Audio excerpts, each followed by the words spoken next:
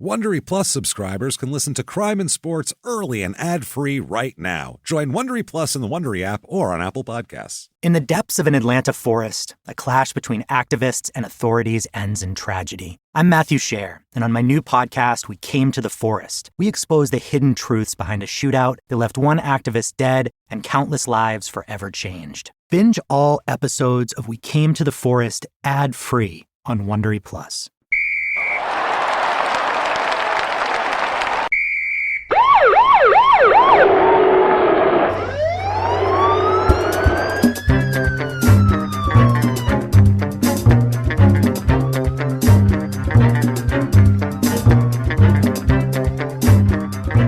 Hello, and welcome to Crime and Sports. Yay! Oh, yay indeed, Jimmy. Yay indeed. My name is James Pietragallo. I'm here with my co-host. I am Jimmie Whisman. Thank you, folks, so much for joining us this week on another action-packed, death-defying, gravity. I looked at you and you're like, "Well, what's coming next?" I don't know what's next. Made me happy there. Made me happy. It's gravity denying because it's going to float on its own accord. Okay. That's how amazing it is. Crime and Sports. I am again. intrigued. It's a wild episode this week. As usual, when do we not have a wild episode, honestly? Yeah. And this is another one that's less sports, more crime. Mm-hmm. It's more more of that sort of thing. As we've told everybody, and if you're listening to this one, you're a hardcore fan because this person isn't famous. No? No. And that's what we've wanted to tell people. Please listen to the ones of non-famous people because they're usually funnier because you don't know anything about them and we have to discover all sorts of weird shit that's hasn't ever been out in the news and stuff. So it's fun stuff. But I got to thank everybody. Do a little house cleaning up top here. Thank you for all of your reviews this week. iTunes, Apple Podcasts, the purple app thingy that you listen to podcasts on iTunes with, or wherever you listen to podcasts. Give us a review. It helps a lot. It helps drive us up the charts. So if you could do that, please go ahead and do it. Give us 5 stars. Tell us your following instructions, following directions. We don't need a gushy love letter. It's not for our egos. It's just for business purposes. That's all it is. You can do even more for the show if you'd like by going over to shutupandgivememurder.com, where you can get everything crime and sports related, all the merchandise, everything you can imagine that has anything to do with crime and sports is on that website. Also, Small Town Murder, obviously, judging by the name of the website, shutupandgivememurder.com. You can get tickets to Small Town Murder live. One show on the books right now. We're booking out this year very, very soon. We'll have more dates, but on the books right now, remaining one leftover date here is February 21st, West Palm Beach Improv, the West Palm Beach in West Palm Beach, Florida. So come down and see us down there. That should be a good time, and it's fun. It's going to be fun stuff. Our live shows are awesome, and there's no denying that. So come. We take a lot of pride in that. We're comics, and you will leave there having a good time. You will leave there with your something hurting from laughing, hopefully. So we're going, that was worth it. That was goddamn those fellas, worth it. They really give their all. If you want to be an even bigger hero, and these are our biggest heroes, really. We talk about them at the end of the show. Our producers, the best people in the world. You can be one of those people very easily, and you can find this link right through our website, shutupandgivememurder.com. It will take you over to patreon.com /crimeinsports, where you can make a donation there, or you can head over to PayPal and make a one-time donation. It's no problem there. Just use our email address, which is crimeinsports@gmail.com. That's also a good place to get a hold of the show and drop us off suggestions for, I don't know, people that you want to see or something like that. But, athletes, we pretty much have it locked down. There's not a lot that we don't know about. Like, I never heard of that before. This is what I do for a living. This is what you do. We look through stuff. We find stuff. But just in case, you never know. Sometimes somebody digs somebody out of the woodwork that's a really good one, and we'll throw it down. I'll tell you that. So, with that said, by the way, 2 weeks from this episode, 2 more episodes, not the next one, but the next one after that, will be the Scummy Awards. Oh, terrific. The 2019 Scummy Awards. 3 weeks. 3 weeks from now, 2 weeks from now. Oh, yeah, got you. 2 weeks, one more episode, and then it'll be that. And then it'll be it'll be a very it'll be a fun one. We'll put it that way. I think we're going to do Chuck Knobloch that week. Also, he's an asshole. Second baseman. He had some problems. Damn it, yes, Chuck. He did. So I think we're going to do that, and we'll have His the Scummies. baseball cards were plentiful. There's tons of them. Jesus, because he came up in like '92 when like there was 46 companies making baseball cards. Every pack I opened had a Knobloch. Always. He was good on the Twins, but never mind Knobloch. We have tonight. We dip our toes back into the brain-damaged waters of the MMA, which is always fun. MMA is always fun. MMA, boxing, wrestling, football, hockey, brain-damaged sports. Those are the ones that we offer a good story. They always offer a good story because it's usually something where somebody does something and we go, why the hell did he do that? Brain damage. That's why. Oh, yeah, I forgot. I forgot this guy's had his head bashed in since he was 12. That makes sense. Okay. Now I get it. Now that behavior, now Riddick Bowe kidnapping his family for no reason and driving them around. That makes sense when you add in fucking brain damage. In a Suburban at knife point? Was that right? I believe so. So. Or Alonzo Spellman's standoff with the police, or Chris Adams attacking people on a plane, trying to kill the pilot while the plane's in flight, which is really a stupid move for all concerned. Barrett taking bullets to the chest. That's what I mean. These are all, not a lot of baseball players doing this shit. We'll put it that way. They usually give up before it comes to that. But we're going to do some MMA tonight, and we're going to do a fairly unknown guy too, which are always fun. Like we say, we like the unknowns. That's what pisses me off, and it's hard because the listeners, judging by we look at our numbers, you guys listen more to people you've heard of. It's just the way it is. If we put out a wrestling episode, that's going to be a top listened to episode because everybody knows who they are. You don't even have to be a sports fan to have seen Scott Hall out there at some point, or Jake the Snake Roberts, or you know what I mean. They're more. Everybody's got a nephew or everybody's a brother seen these people. Somebody that was certainly into it at that absolutely. Or Tanya Harding was on the mainstream news all the time. So those were ones. But when we get a guy like this is where you find the nuggets of crazy and the nuggets of fun. And this is the heart of crime and sports, or stories like this. These are the ones that I enjoy the most. Let's get right into it here with our honoree of the week, I guess we'll call him. It's a guy named Jeremy Jackson. Okay. He's an MMA fighter. You ever heard of this guy? What's his nickname? Jeremy the Scorpion Jackson. Nope. He has a little, and he's got a little, and it's a very small one too. It's just this little tiny scorpion tattoo on his left tit. And it's just this little. You get it in Daytona? It's just this little, it's not even colored in. No? Just a little outline of a scorpion right there. Like, they call me the Scorpion. That's awesome. So he got the smallest, least painful tattoo he could get from the guy. Just to feel like a badass? I don't even know if it was that or if he only had like $30 and he's like, look, dude, you don't have to color it in. Right. Okay. $30. Just draw a fucking scorpion. I don't know. The size of a matchbook is fine. That's whatever. Awesome. Whatever you got. Just draw it on my tit. It's fine. I don't care anymore. You should have got the sucker with one in it. You know what I mean? Yeah. And just held it while he walked down the aisle, showed it to the camera. Lollipop with a scorpion in it. People who don't know what that is, if you travel through the airport here in Phoenix, you'll see, just stop at any of the little stores that sell water and shit, and on the counter they will have lollipops with a fucking scorpion in them. The impulse buy in every store is a scorpion. And it's an actual scorpion. It's a lollipop with a scorpion baked into it for some reason. And you eat it. And you take it to, some place that doesn't, you take it to New Jersey and they go, hey, look at that fucking thing. Was that a fucking scorpion in there? You got a bug on your sucker there. You can't eat that, right? It'll poison you, right? This thing's a poisonous, I hear. What the fuck? People eat these things out there? What the hell's going on? What the fuck is going on in that place? What's happening out west over here? So, this guy, Jeremy the Scorpion Jackson, it's better than his real middle name, which is Rhea. R-E-A. Like Perlman. like Carla from Cheers. Except without the H. I was going with Daya. Oh yeah, Daya. Rhea. Yeah, that's well, that depends on what your opinions are. I like Rhea Perlman though, so I won't call her Diarrhea, damn it. I think her and Danny DeVito sound like a delightful couple I'd like to hang out with. I'm sure she's great. Except if they stood on each other's shoulders, I'd still be taller than them. So they're still not a person. That's the weird part. Maybe that's why they're together, so they can put a trench coat on and get into places as adults. Strip clubs, R-rated movies, whatever they need to do. They can just put a big trench coat on and a hat and go, how you doing? They are the little rascals. Yeah, that's absolutely right. So this is Jeremy Rhea Jackson, Jeremy the Scorpion Jackson, born September 19th, 1982. Oh. He's a younger guy. This is all recent. Yeah, this is all recent. He's born in Brawley, California. I don't even know where that is. You know where it's A-W-L-E-Y. E-Y. Yeah. That's, wow. I didn't. Appropriate, right? Yeah. Not too bad. Yeah. I didn't even put that that together until you just said it. Hey, Brawley, California. I've seen that sign before. He lived in Imperial, though. Do you know where Imperial is? Bad news. That is bad. That's shit. That's the worst. I've gotten a speeding ticket Dude, there. because I wanted to fuck out.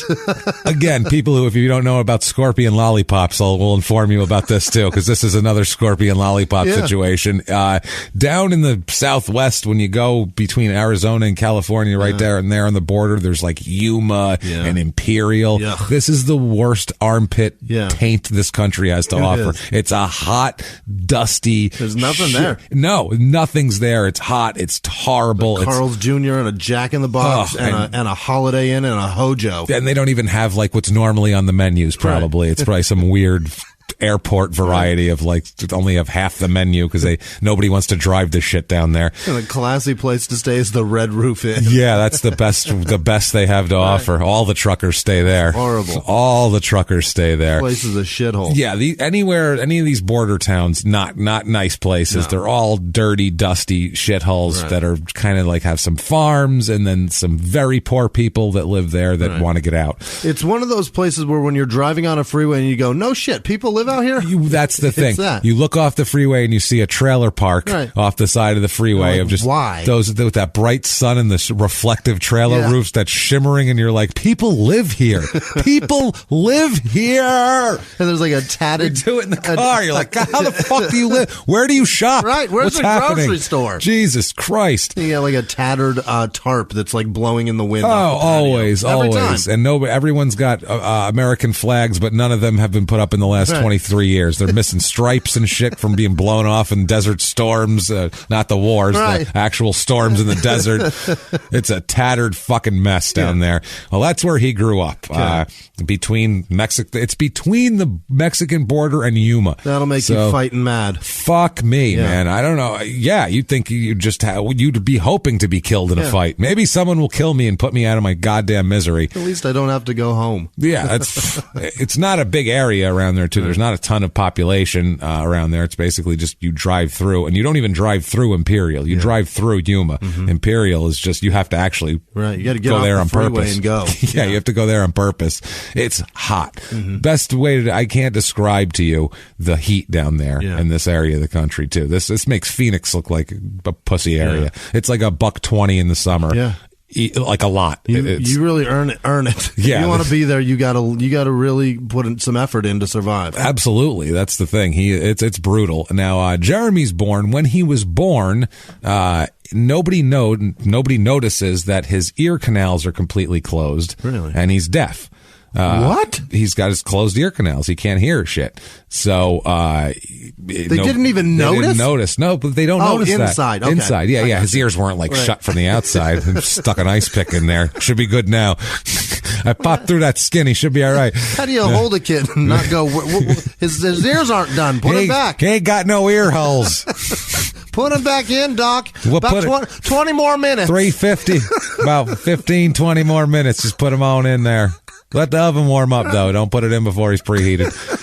Yeah, and this actually happened to my son as well. Really? My son, he had to have his ear canals opened up too. They were closed off. How come I didn't know this shit? Yeah, man, it was a hard thing, and he's autistic also, so that's a double whammy. So he wasn't speaking. Yeah. He didn't speak till he was 4. No kidding. Because he couldn't hear, and he was autistic too, so that didn't help. He was regressing that way, and then he couldn't even hear anything. So he was just in his own fucking world, man. And they finally opened up his ear canals. Did they put him out for that? I think so, yeah, if I remember correctly. Yeah, it was anesthesia. I could see Joey asking a shitload of questions. Yeah. No, he was, now he would be asking tons of questions. What are you doing with that? What's that? Where are you going over there? He would just kind of hang out and look around, and he was amazed. He was in his own world, man. It was brutal. Honestly, it was scary and terrible. And so finally when they opened it up, and a lot like him, when he gets the ear canals open, everything is really loud now. So like Joey would always be like covering his ears, and like autistic kids generally don't like loud noises anyway, and then you add that in, so he was super sensitive to sound. I want to commend you for not shooting one of those kid hears things for the first time videos. Good for you. We were just happy, that's all, and we didn't keep that for yourself. That's your moment. That's not our moment. Never thought to put that out there so it would be shared. I never think, maybe that's my problem. I never think to do shit like that. I'm always like, this is terrific. I'm never like, I wonder if I can benefit in the outside world from this. That never happens. How can I take advantage of my kid's fucking disability and issue that he's dealing with and me benefit from it? Benefit for attention. I could see if you need like doctor bills help, so you have like a GoFundMe or something when it's just like, look at how excellent I am. Yeah. Happy. Look at my dad seeing colors for the first time. Yeah. That's cool. Good for him. It's great. But you share it. Shit. Yeah, it should be your own thing. Your Keep it to yourself. And that was my moment. Good for you. And he said, though, till he was 5, that this is when they did the surgery with him, that before that, he was always in trouble because people would yell at him and he couldn't hear. Yeah. So he didn't know what the hell they were saying and really didn't care. And he wouldn't hear till the 20th time they said it too, if they were screaming in his face. Yeah. He said he never understood why he would get in trouble as a little kid, and he never understood why everybody was mad at him and telling him he wasn't doing what he was supposed to do, and he didn't get it. He said people were always yelling at me and shaking me. I'm like, what is wrong with you? And I totally fucking get it. I totally understand. Yeah. Finally, I guess his kindergarten teacher at the school there in Imperial Valley realized that he only responded when he could see someone's lips moving. Okay. So he was learning how to read lips because you figure it out. Basically, it's just, evolution. Yeah. You'll figure out how to communicate. I got a cousin that's deaf, and I'm fucking blown away that he does as well as he does. It's incredible. Yeah. That to me is the most incredible thing in the world. Well, amazing. No, blind is the most incredible. No, him driving. That's fucking insane to me. I can't believe that. Well, yeah. You're not going to hear a siren. You're not going to. No. You got to look for flashing lights. You got to be really fucking on head on a swivel. How many times have you heard a siren before you saw the lights? You look around for the lights, especially in the daytime. You don't see lights at all. You hardly see them unless you're staring at them. Blind people amaze me the most. Honestly, I am amazed by that people can function, that they can do things. Yeah. Every little thing would be terrifying if you couldn't see. For me, you really got to trust some people. Yeah, that's what I mean. Anybody that's helping you. Yeah. This is a 5? Is this a 5? Is it really a 5? Is my ass really clean? Right. Did I really not? I mean, how much? You know what I mean? Like, how much dog shit did I wipe off of that shoe? You have to. And you wipe your ass. How would you monitor that situation? By feel? You don't fucking know. That's terrible. And then what was it? I can't remember what comedian said it, but it was I want to say it was Seinfeld who said it was on Seinfeld who goes, I would never be able to tell if there was bugs in my food, and that made me think. I go, wow, that would be horrible. Yeah, you'd always be. Everything you put in your mouth, you'd be saying, "What is that? What is that? Is that this apple rotten or was that a worm? Was that what is it? What happened?" I'd lose my fucking mind being blind. Deaf would be terrible. Don't get me wrong. I feel for anybody that's deaf. Don't worry, they're not hearing this. But that's true. Well, somebody might be explaining it to them. True. Though. That's the thing. You never know. These guys are read. These guys are being hold real on. Let me get a pen. Assholes. Crime and sports. And then they can still tweet. Right. So fuck them. They can. Whatever. Deaf is, but I feel like honestly, it would be a good break for a week or two. Just a break of, I never heard you. Sorry. Just didn't hear it. I don't know. You could take a good break from society for a couple of weeks. I played that shit when I was married. I'll tell you that much. Yeah, that's what I mean. That's every married man is half deaf. I didn't hear you the first 9 times you called me. What'd you say? I figure you gave it a shot. That's why. It was basically my ex-wife. It was the same thing. It was like, well, the first 3 times, if it's that important, she'll keep calling me. Maybe otherwise, then she'll figure it out on her own, and I don't have to talk to her. So the worst is when they get to that 9th time, and then you go, what? And then they tell you some useless shit, and you're like, why did you call me so many goddamn times? Why did I come from another room for that? Is that ridiculous. Necessary? That could have been done in a text message from the other side of the house. You got a mirror. You know you look fat in that. Jesus Stop it. Christ. Blind, I'd be terrified all the time. With everything. Certainly. I wouldn't. You don't trust anybody with your eyesight. That's what I mean. I'd be jumpy. Imagine sitting in your house just every time the fridge kicked on. You'd be, fuck was that? Okay, who's here? Right. You there? You're losing my fucking mind. Have one of those sticks that just be swinging it around all the time. Who's there? Breaking a lamp every week. Every goddamn week.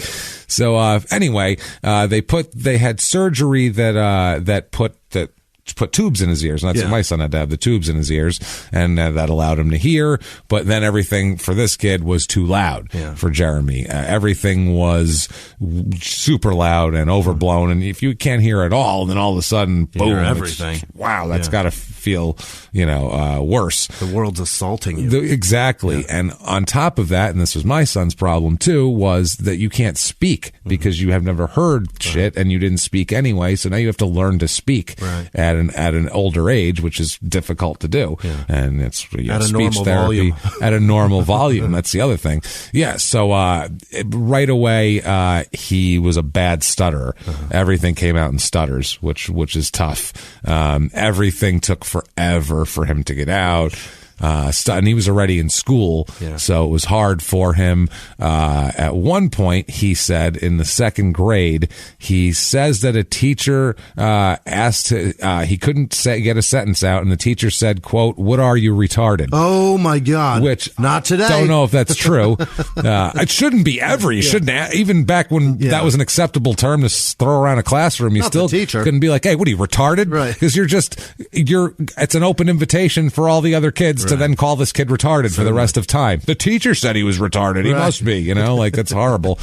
So he said they all called him that, and they all called him, stutter boy and, everything. Whatever, term they could use to pick on him about it, everybody did. Do you know anybody that was a stutterer? Oh, God, yeah. Really? Yeah, I didn't know anybody in school, but I knew a dude in his adult life that got one from heroin.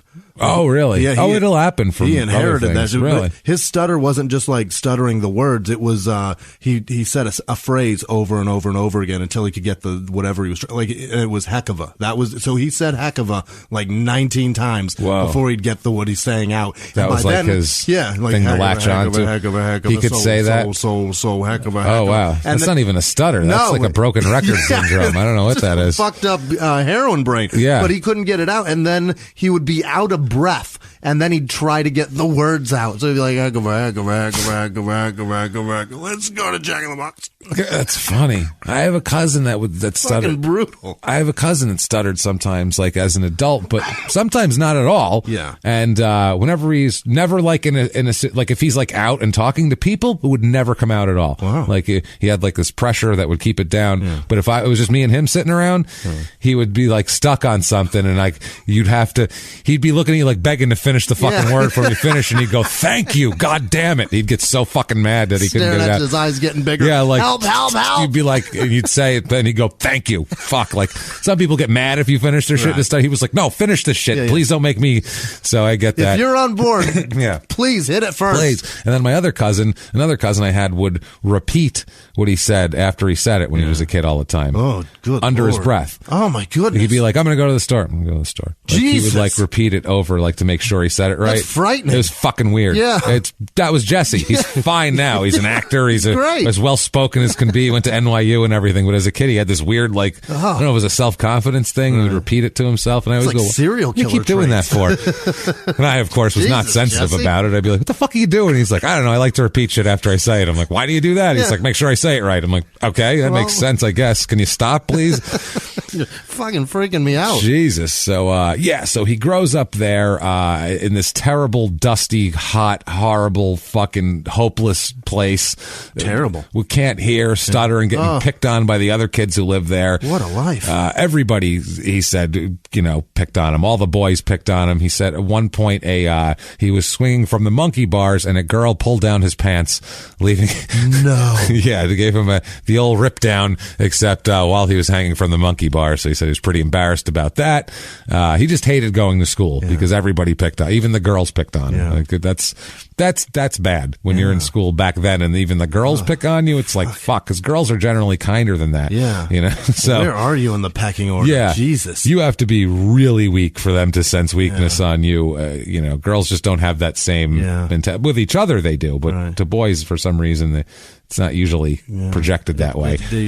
But they are vicious to each other. Oh, yeah, vicious to each other, but they usually don't bully boys in elementary school. Right. That I've seen. Sometimes if they like them, and kids bully each other if they like them, which is a weird kid thing. They don't know how to process that Psychology. Shit. Yeah, so strange. I like them. I'm going to be mean as fuck to them. I don't know why I like them, so. That goes both ways. I don't like how good he makes me feel. Yeah, or she. Right. I don't know why I think that girl's cute. I don't know what's going on. What a bitch. Girls are gross. Girls are gross. I'm going to ruin her. Yeah.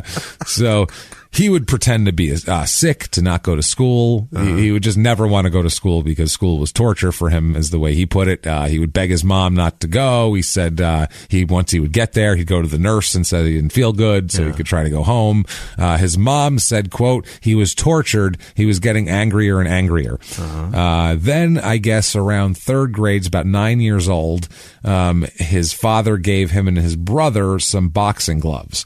Now, he's got an older brother who's 2 years older than him named Oscar, and we'll talk a lot about him. And he's got a younger brother also we don't hear so much about. But Oscar's got some issues we'll talk about here. And I guess right after that, Jeremy started taking lessons in boxing, but people would still pick on him, and then he'd just have to fight, but they'd still pick on him anyway. So basically, he just got to sort of get revenge at one point. Now, his brother's kind of a dick to him, which is common for boys. When they were kids, at one point here, when they were, early 90s, they got Raiders jackets for Christmas.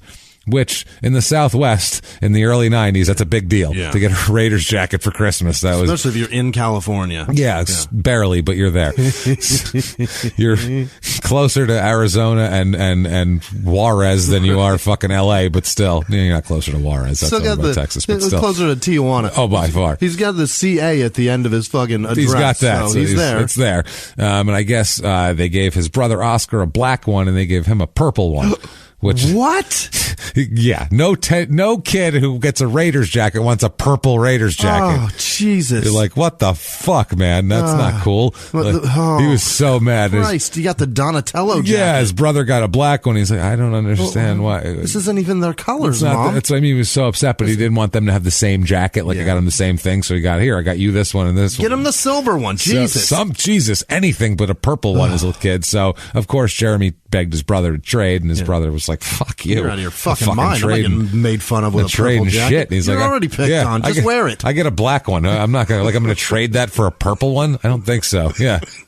Jesus Christ. Hilarious. Just stutter how you don't like purple. And it'll take you a while to get purple out. So there's 2 P's in there. So go do that in the corner for a while.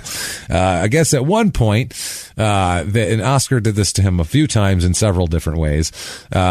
One point, he comes up to Jeremy on the playground, and says, switch jackets with me. I'll trade with you. And he's like, really? You'll trade finally? He's like, yeah. I just want to trade with you. He's like, awesome. He's like, wow, my brother's being nice to me here. So he's like, no, I'll take it. Yeah, I like the purple one now. So he gets the black one on, and he goes, 2 minutes later, 3 people come over and beat the shit out of him. He started shitting his own jacket and traded clothes with his brother. Him and his brother, they look very much alike. Yeah. One's a little bit taller, but he said otherwise they look like twins. So if you don't know them very well, God damn it, if you're looking for one of them, you'll find the other and think it's him and beat the shit out of him. So he said he gets the living shit beaten out of him, and he's like, what the fuck, babe? Yeah. What happened there? And then his brother made him trade jackets back, but he was mad at him for bleeding on his jacket, obviously. He's like, well, you caused it, dickhead. It's like the Manna family that I know. The Carl, Augie, and Frank, they all looked very similar, and they could have pulled this shit off. Like, Augie was like 4 years older than the other two, and they all looked the same age. They were all the same size. How does that happen? Bizarre. I've seen families like that, too. Super Italian dudes, and they just all look the same. They get to 8, and everybody's the same size. It's a weird thing. Super strange. Very, very, very strange. So, on the other things that would happen too is Oscar would cause trouble, and then people would beat up Jeremy thinking it was Oscar. Oh, no. Like this happened often. One time he got beat up pretty bad, and his mother said, "What the hell happened to you?" And he goes, "I got the shit beat out of me." And she said, "What did you do?" Right. And he said, my brother's Oscar. That's what I did. They wanted to beat him up. They thought I was Oscar. And so his mother said, "Why didn't you just tell them that you're not Oscar?" Which is hilarious because it makes me think of Arrested Development, with Jeffrey Tambor. I'm Oscar.com. Jeffrey Tambor plays twins, and he basically, it's a funny thing. He has his brother arrested in his place, and his brother's like, "I'm not him, I'm Oscar." And he has a website, I'm Oscar.com, and it's like, fantastic. I'm not him, I'm Oscar. It's fucking hilarious. So it's the same thing here. And he said the problem is that his stuttering was so bad that he said he would try, but before he could explain that he wasn't Oscar, he'd already be getting beat up. He's already getting so punched. It doesn't matter. He goes, he's in there, and he's getting beat up. No. I'm not. That's not going to work for him. He said. He said by the time he'd get to the halfway through the butts, he'd be getting beat up, or for that matter, he'd get in trouble at school for teachers that would see Oscar do something and then blame him for it, and he couldn't say that's not me, and so he'd get all sorts of punishment all the time. He said, and you just have to take it. And because he was, they thought he was Oscar. So he said by the time he was 8 that Oscar wanted to make him tough. Yeah. Now this is fucking insane what he did here. Apparently, at one point, he said it's 118 degrees out, and he went in the backyard, and Oscar came into the backyard, and he had 5 rolls of duct tape. Oh, God. Which is, if you see your older brother coming at you with 5 rolls of duct tape, you fucking run. You run, goddammit. There's bad things are happening here. He's not going to be able to hold all that and still chase you. Oh, my God. He's going to throw them at you if you run. It's going to be bad. He said, God damn it. He asked him, he said, you want to be tough? And he said, well, how are you going to make me tough? And he said, you'll find out. So what Oscar did to this Jeremy is, about 15 minutes later, as he describes, Jeremy describes, Oscar goes into the house and asks his mom Oscar grabs a can of soda and says, hey, where are the scissors? And he tells him where the scissors are. And he's like, okay. And he runs and takes off and goes out the door. Comes back a little while later, Oscar does, and he says, do you know where the tree trimmers are?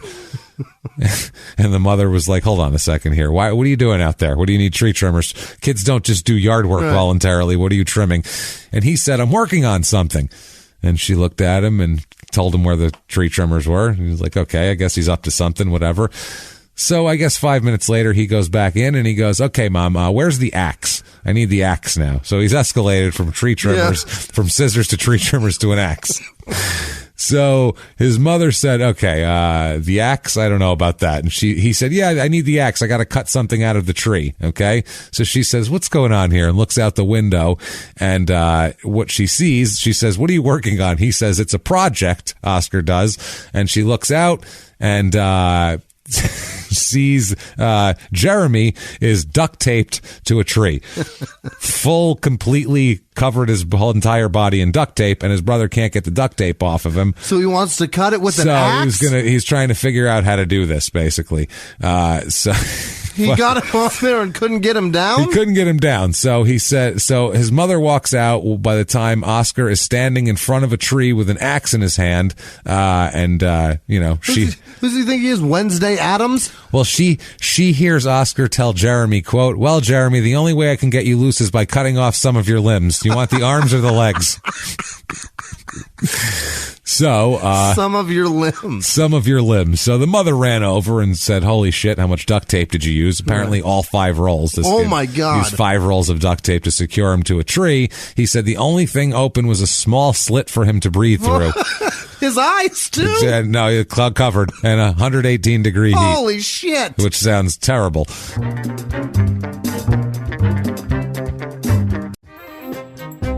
Everyone out there should listen to Small Town Murder. You really should, mainly because you never know who's next door. And that's the point of this show, really. You never know who is next door. You never know what's going to happen on Small Town Murder. That's what makes it so wonderful. The only thing you do know is that people are going to die, and we're probably going to make jokes about it. That's it. That's all we can promise you. We dig into these towns. We see what makes them tick, from local legends to scandals they may have had. And, of course, the biggest scandals of all, horrible murders that take place there. And we put what I feel is a completely appropriate comedic spin on the whole thing. And you know you need a laugh right now. So get in there, listen to Small Town Murder. Follow Small Town Murder on the Wondery app or wherever you get your podcasts. You can listen to Small Town Murder early and ad-free right now on Wondery Plus. A few miles from the glass spires of Midtown Atlanta lies the South River Forest. In 2021 and 2022, the woods became a home to activists from all over the country who gathered to stop the nearby construction of a massive new police training facility, nicknamed Cop City. At approximately 9 o'clock this morning, as law enforcement was moving through various sectors of the property, an individual, without warning, shot a Georgia State Patrol trooper. This is We Came to the Forest, a story about resistance. The abolitionist mission isn't done until every prison is empty and shut down. Love and fellowship. It was probably the happiest I've ever been in my life. And the lengths we'll go to protect the things we hold closest to our hearts. Follow We Came to the Forest on the Wondery app or wherever you get your podcasts. You can binge all episodes of We Came to the Forest early and ad-free right now by joining Wondery Plus. So his mom freaked out, yelled at Oscar, took the axe away, unraveled the duct tape, which couldn't have felt good for... Or taken 10 minutes. That would have taken for fucking ever. Oh, God, yeah. I would assume you'd have to cut the duct tape and then throw him in a bathtub, I would imagine, and try to loosen it up. You don't just be like, oh, ripping it off now, let's do it. So he has a tough childhood after that in terms of he's depressed a lot and he's, gets victimized a lot, gets picked on. He says that he attempted suicide multiple times at this point. Different kid ways of trying. Didn't really, aspirin. I don't think, didn't have a lot. Took too many aspirin, jumped off the house. Which, I mean, they don't live in a 20-story house. He's like, it's a one-story house. Jumping off a Winnebago ain't going to do nothing but sprain your ankle. You can't jump off the single wide. That's not going to help. He ate oleander leaves because he heard they were poisonous. But, how many of those do you have to eat to fucking kill? Diarrhea. Yeah, that's what I mean. So, he didn't do a lot of research, I don't feel like, on this type of thing. This is pre-internet times as a kid. He was trying to do this. Oleanders, if you don't know, it's a bush. Farmers used to use it to outline their property instead of putting up a fence. They called them oleanders. Which turned into oleanders. It's an ugly bush that breeds animals and insects. It's a disgusting fucking decoration. Poisonous leaves that you don't want your dogs to eat. That's basically what it is. And then they found out that it's poisonous when their horses started getting sick. Yeah, so, hey, we shouldn't probably let them eat that shit. Jesus Christ, man. So he ends up being sent to a reform school out of all this and goes to counseling and for his anger and all that type of shit and speech therapy and things like that. So he started to get better a little bit. His stutter started to go away. And, you have to confront these things with kids. You can't just be like, well, we'll figure it out someday. Right. Someday he'll talk right. Like, nope, you got to take him to speech therapy. Because otherwise they don't. Right. My son's been doing that shit since he was 4. Trust me. So now after this, he gets home and his brother Oscar rented a UFC video, an Ultimate Fighting Championship video. Before that, they didn't know anything about that really. This was when UFC was new, when he was a teenager in the 90s. And he said after that, he just basically him and his brother were doing nothing but beating the shit out of each other. That was it. So the backyard was just fighting and they're wrestling and throwing each other around and doing amateur MMA fighting in the backyard. So he would try to train. He said he filled 2-liter soda bottles with water and taped them up and used them as punching bags. That'll do it. Which is it's not bad. It'll toughen you up a little bit there. He wrapped a tetherball pole with a cut-up raft. He said a tetherball pole with a cut-up raft so he could attack it and kick it and punch it and do things to it. He begged that he's got it's weird. Things happen to him with carpet stores, as we'll talk about later. What? It's a long story, but he goes to a carpet store and begs the carpet store for like carpet remnants they may have, so he could stitch it together so and make a mat? Put shit down so they could, not be slammed onto the hard dirt of Imperial, California. So now he's putting carpet outside? Pretty much, yeah. Gross. Putting it down so you could... Disgusting. Disgusting. Shit, living in that like crazy. Imagine the staff in there after a while. Oh, Christ. Him and his brother Oscar were the ones going at it and fighting all the time. He graduates high school and he wants to train for real at that point. Where the fuck is their dad? Oh, he's around. He's the one who gave him boxing gloves. He's around. That's true. He's there. He stays around the whole time. He doesn't leave or anything. He gave him boxing gloves. Of course he's letting them carpet the backyard. That's what I mean. They have 3 kids and all they want to do is fight. They're very rambunctious. They're 3 boys. They're very... whatever. They raised them kind of old school. They were like, go outside and beat the shit out of each other. I don't care. Just don't break anything in the fucking house. That's damn it. Yeah, a very like 1960s way of raising the boys. I don't know. Figure out who's the toughest toughest then. I don't know what to tell you. Guys better beat the shit out of each other. Figure out who's the toughest, and let's hope he's the smartest, because he's going to be the leader. That's right. Figure out a pecking order, boys. I don't know what to tell you. So he graduates from high school, and he wants to train. So he finds, he looks all around for all sorts of places to train. He says that he's been fighting on the street always, because he's always fighting people because they pick on him, and he's kind of ballsy too, because he's used to fighting his older brother and that sort of thing. But he wanted to be able to have a real fight and do it the real way. He started looking online, because this was just the birth of, or late 90s, so the internet just coming about and being something that you could even access from Imperial, California. even there. This is creepy internet stuff too. So he's organizing terrible fights with websites these people with black backgrounds and red letters, shit like that. Awful stuff. You can't see, like, good nightmare Lord, to read it. Awful shit to read. You blink and it's still there. Oh God, why? I can still see red letters. So he was looking for martial arts training schools, and he said three of them caught his attention. Bart Vale, Ken Shamrock, obviously.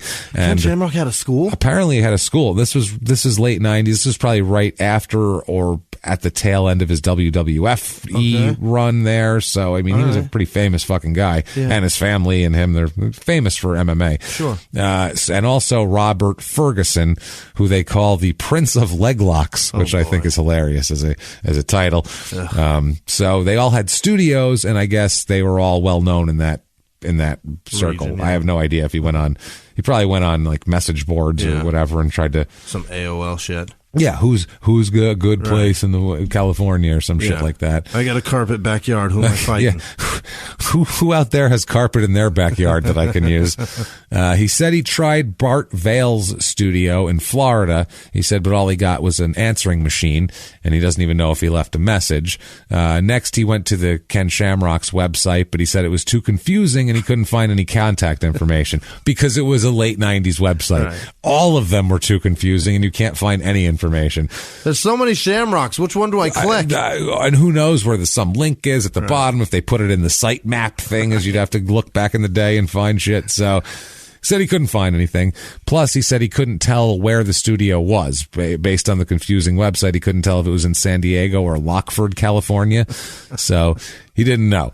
So he looked at Robert Ferguson, and they had a school about 30 minutes away from where an ex-girlfriend of his lived. So he thought about that. His school was in Oxnard, California, and his ex-girlfriend Maggie had lived in Camarillo there.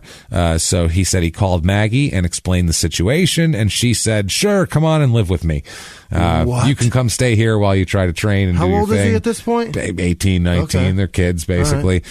He said it was, he was doing it just in his mind just till he found a place of his own.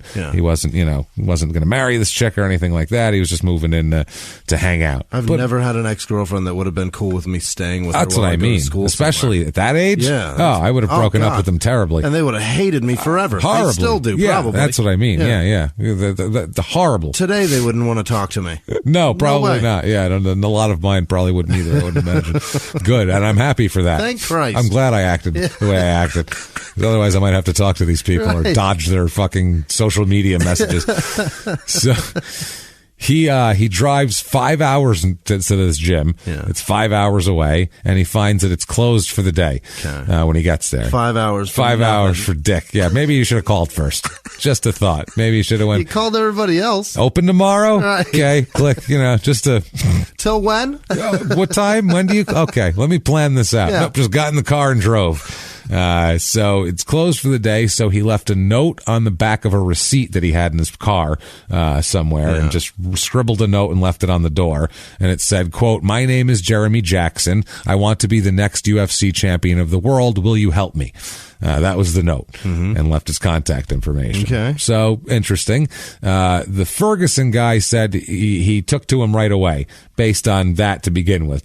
They're looking for hunger, and that's the main thing that they're looking for here. You don't want it. That's it. You have to be willing to do shit, and you have to have ambition, and you have to have balls. The UFC is very much like Imperial, California. Yeah, you want to survive. You have to really want to live there and go there. You can't just. It doesn't happen by accident. No, you don't just you go to to work one day, next thing you know, you're in a UFC fight. That's not the way it works. So the Ferguson dude said, quote, he definitely had the hunger, he was young enough, and had the ability and determination. All he was missing was the technical skills. How can you say no to a guy like this? Yeah. Which, yeah, exactly. That's fucking fighting. I mean, you look for...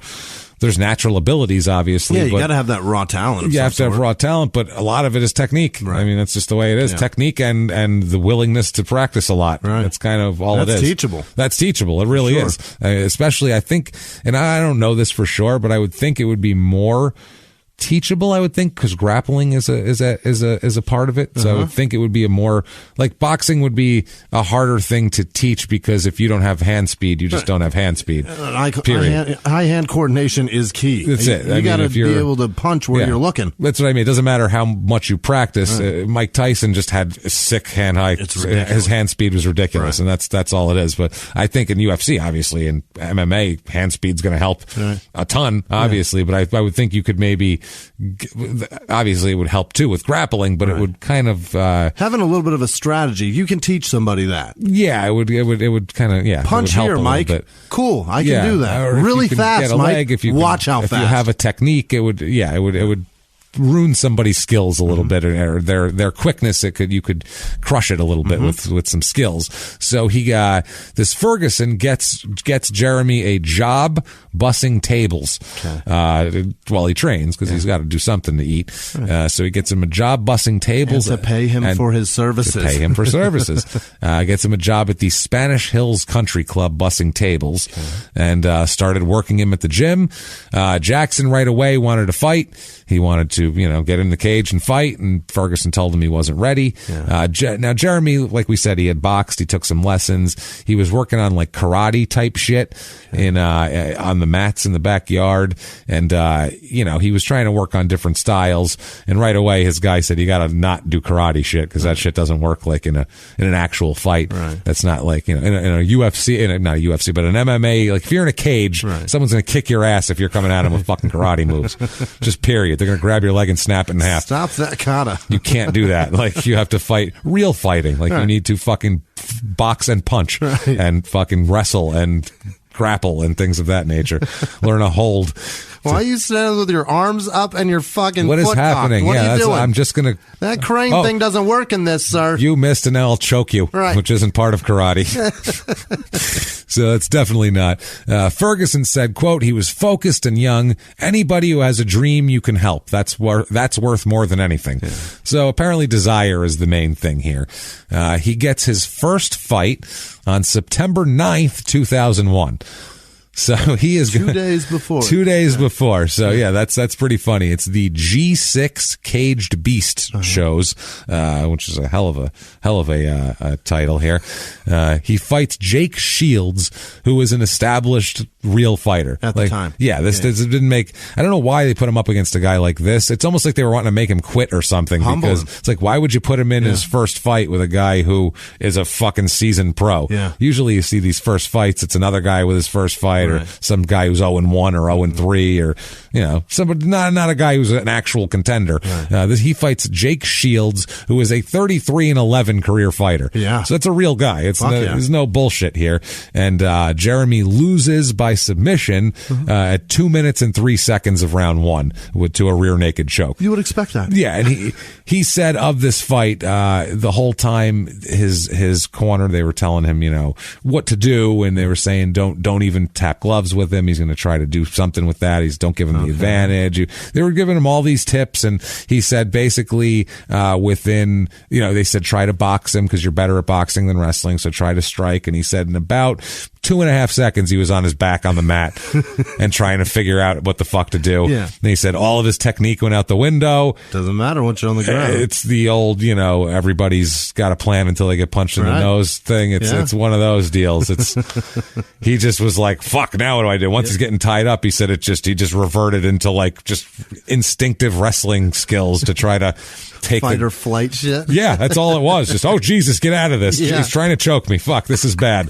He didn't know what to do. And he's in there with a guy who's a right to the point, experienced professional fighter. He's done it and won 30 times. Yeah, so it's a tough deal. He loses in 2 minutes and he's 0-1.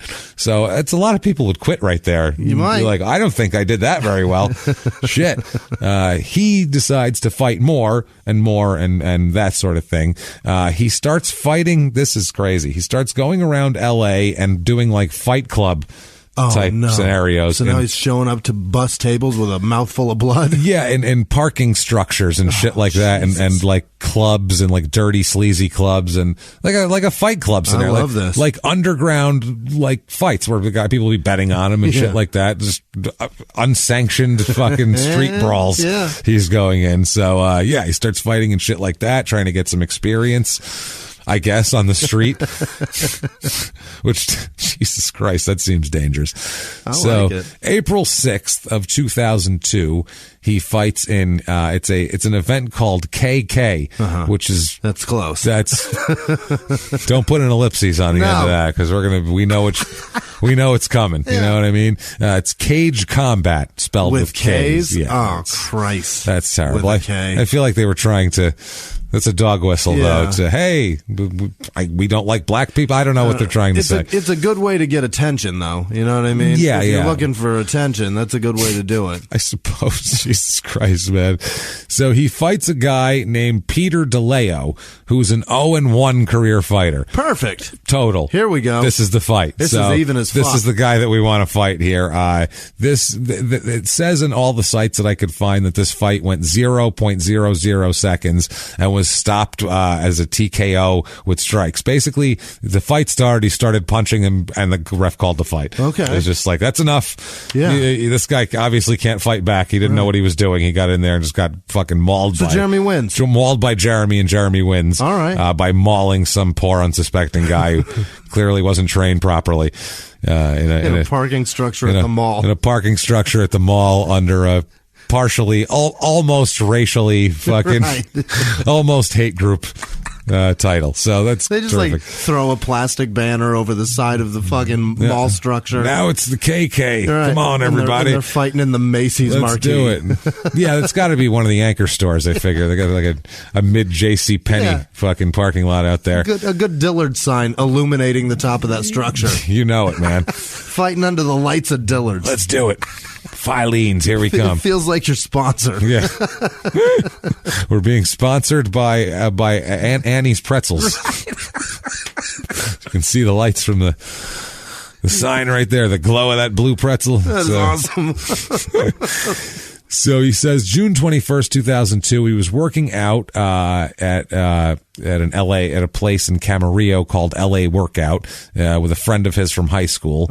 And toward the end of their weightlifting, he said he got a phone call from the promoter for King of the Cage, which we've talked about these King of the Cages a lot, like with Dotsic fought in those, and all the lower level guys fighting these King of the Cages a lot.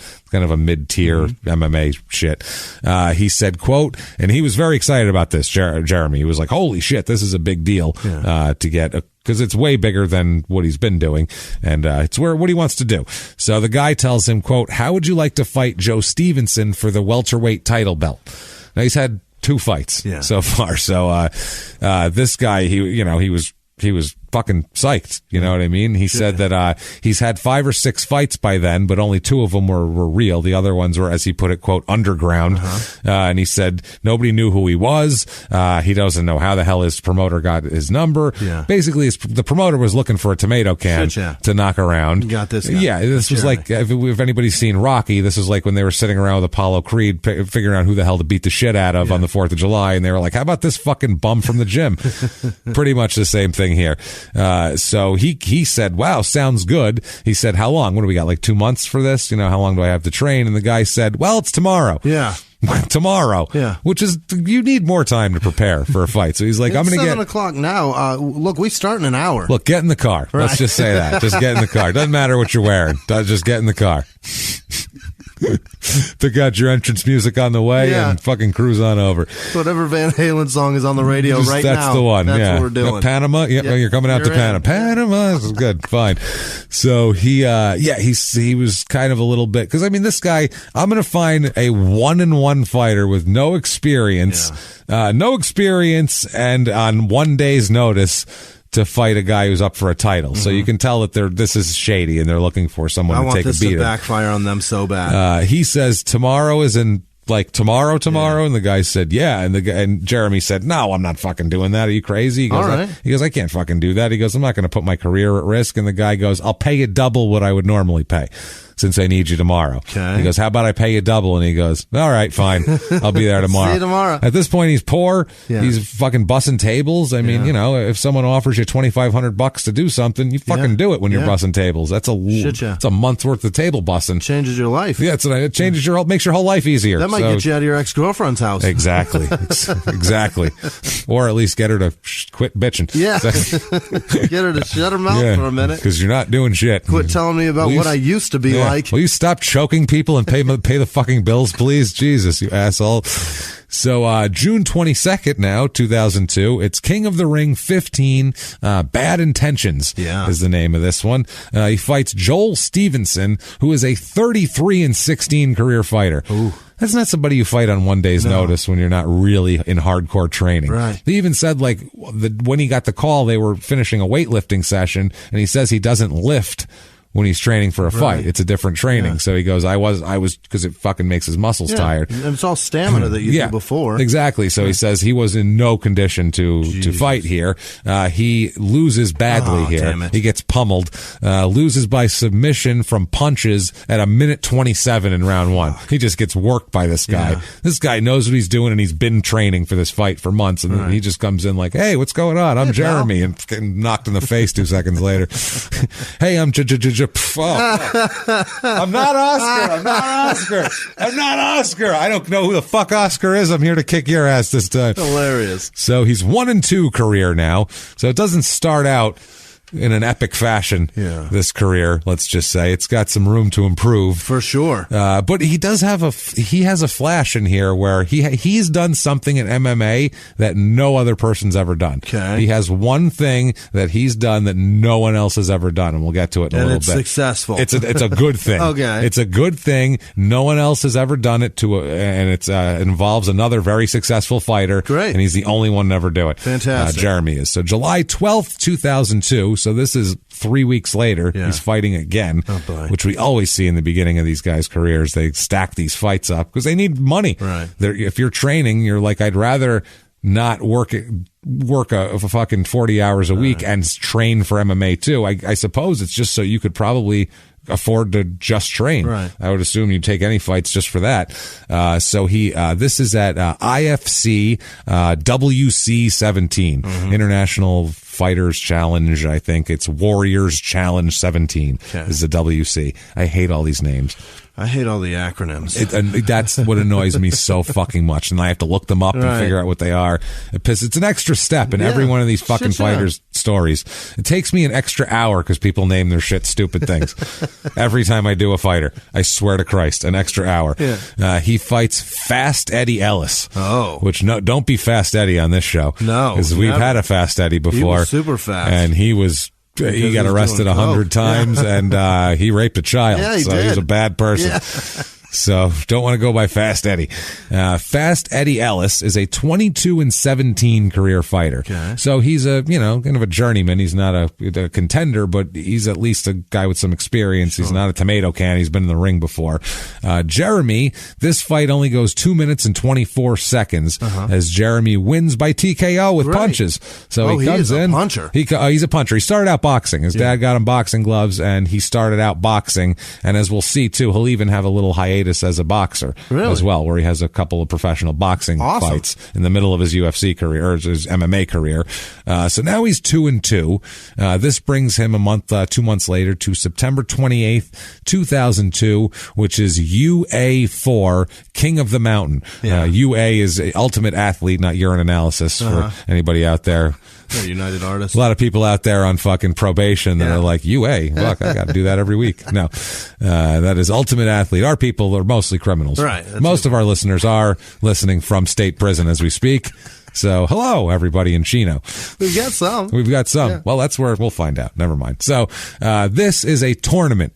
This is one of those crazy shit where you fight 3 times in a night tournaments, which I think probably have mashed more brains. Absolutely. Can you fucking imagine? No. You are messing. You can't be punched in the fucking face at 3 different occasions in the same night. No. You can't do that. You're going to hit your head. It's bad for you. You're going to get a concussion and stack them, and these are not Several good. concussions in a night. Not great. It's definitely possible. It's absolutely possible. So this night here, he fights Zach Light, whose nickname is the Lisbon Outlaw. Jesus. So yeah, he's not from Lisbon, by the way. He's from California. Of course. Lisbon, California. No, he's not from Lisbon, California. And as far as I know, he has no connection to Portugal of any fucking kind I can imagine. He might be Portuguese, I assume. Maybe his family's of Portuguese descent. Hope so. But you're from California. You are not the Lisbon Outlaw.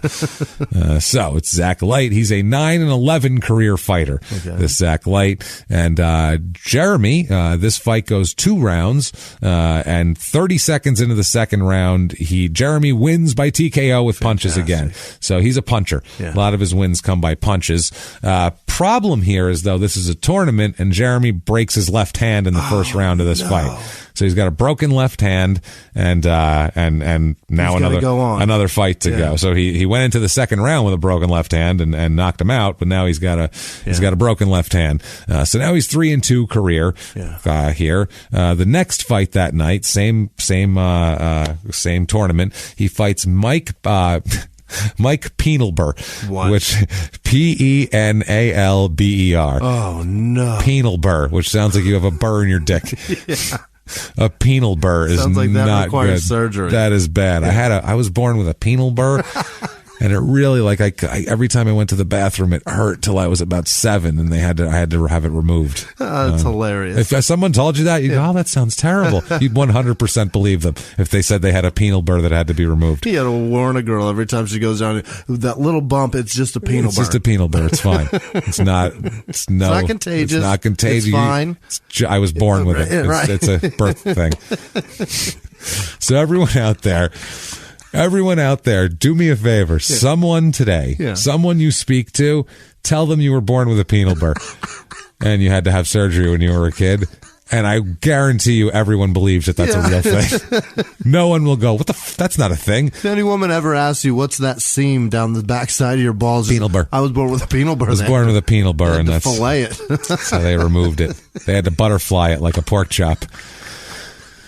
Pretty good job putting it back together, right? They put it back together. Still works and everything. It's pretty top notch. It's medical care these days. It's pretty impressive. So Penal Burr here is a 3-6 career fighter, and he's just a doughy fuck. Yeah, he's very doughy. Mm-hmm. His hips are wider than his shoulders, like in doughiness. He's just a doughy little man who doesn't look like a fighter. He looks like he's had kids. Yeah, he looks like he's had kids. Yeah, multiple. So he's hips wider than shoulders. By the way, is not normally what you see in a professional fighter. No, usually not the structure of their bodies. That's not how that works. So usually a V the other direction. It's a V, yeah. They're doing a reverse over here. So this fight only lasts 48 seconds as Jeremy beats his penal burr-ridden doughy ass with one arm. With one arm. No, he knocks him out. The last punch he throws, the one where the ref stops the fight, is with his broken left hand. Wow. So he hits him he's still punching with it. Fucking nuts. So this is TKO with punches, brings him to 4-2 total in his career here. And he has one more tonight. And this fight is this is not against Penal Burr. No. This fight is against Nick Diaz. Really? Yeah. So he's got Nick Diaz now. After he's fought 2 fights and has a broken left hand, he's got to fight fucking Nick Diaz. And just knocked a guy out with his broken hand. Yes. Nick Diaz, if you don't, not a UFC guy, is a prominent fighter. He's a good fighter. He's a 26-9 career fighter, and he's known as a tough son of a bitch. He's not a pussy at all. He's he's won 26 fights. No, that's his career. Okay. He's 4-0 coming in. Okay. So this is his. He's on the fast track here, and he's considered a hell of a fighter, and he's a prospect. This fight only goes 49 seconds in round 1. Jeremy wins.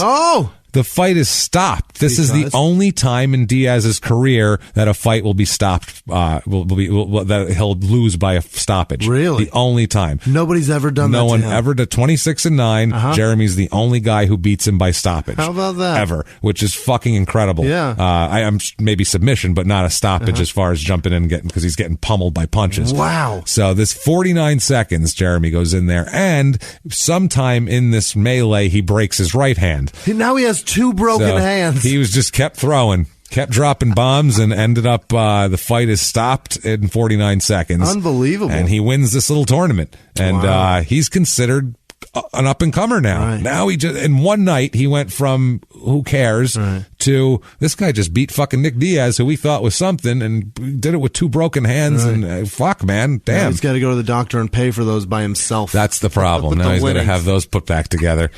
Physical therapy and all that Fuck. shit. So he's 5-2 now. Yeah. Diaz is 4-1. So he looks like just as good of a goddamn fighter at yeah. this point. He says the next year was a fucking mess for him as far as fighting and everything like that. And we'll talk about the fights, but he said, you know, he's won a few, lost a few. Sometimes he'd only make $50, he said, in some of these fights. Some sanctioned, some not sanctioned. Yeah. He said, quote, it was gas money and a black eye, which is, he basically, this is like the open, like the low-level comedy circuit is what he's doing, except you're guaranteed to be punched in this one is the only difference, where if you're going around from place to place, you may be punched as a comedian. Or you don't know. your ego takes a bruise. Oh, that's definitely going to happen. But you may also be attacked by angry locals at any point in time. Someone who doesn't, some drunken asshole who doesn't like something you said about something. I heard what you said about that. And I love my wife. Yeah. How dare you? Oh, Christ. How many times has somebody wanted to fight you after a comedy set? It's fucking countless for I don't me. know if Countless. I've had many that wanted to fight, but I've had plenty to tell me that I'm a dick or I'm an asshole. Yeah, that's what I mean. They wanted to be dicks about it. Yeah. And, well, maybe my first reaction is, all right, well, then fucking, what do you got to do then? What are you talking about? Because that's it. You're coming up to me with shit like that. Are you trying to fight me? Because what is this? This isn't constructive career criticism. I didn't ask you for like fucking notes on my set, so either, you know. I opened for Stanhope and I wrote a joke that I figured his crowd would love that was dark, and the subject of it was Pat Tillman. It had nothing to do with Pat Tillman. It's just a joke, and his name happened to be in it. To make it dark. And I told the joke, and then it bombed, and then just off in the back I heard a guy shout, "You're a dick!" That's pretty fucking funny. I would have laughed my ass off at that and then told way worse jokes. That's how I would have handled that. And I made $50 that night. I bet, and got a black eye. $50 goddamn dollars. $50 fucking dollars. And so, yeah, we've all been there. I've been in a comedy show melee. Yeah. Fucking hitting the head with glass and all that shit. I got a fucking goddamn brawl erupted at this shitty little club outside. It was in the back of a Mexican restaurant.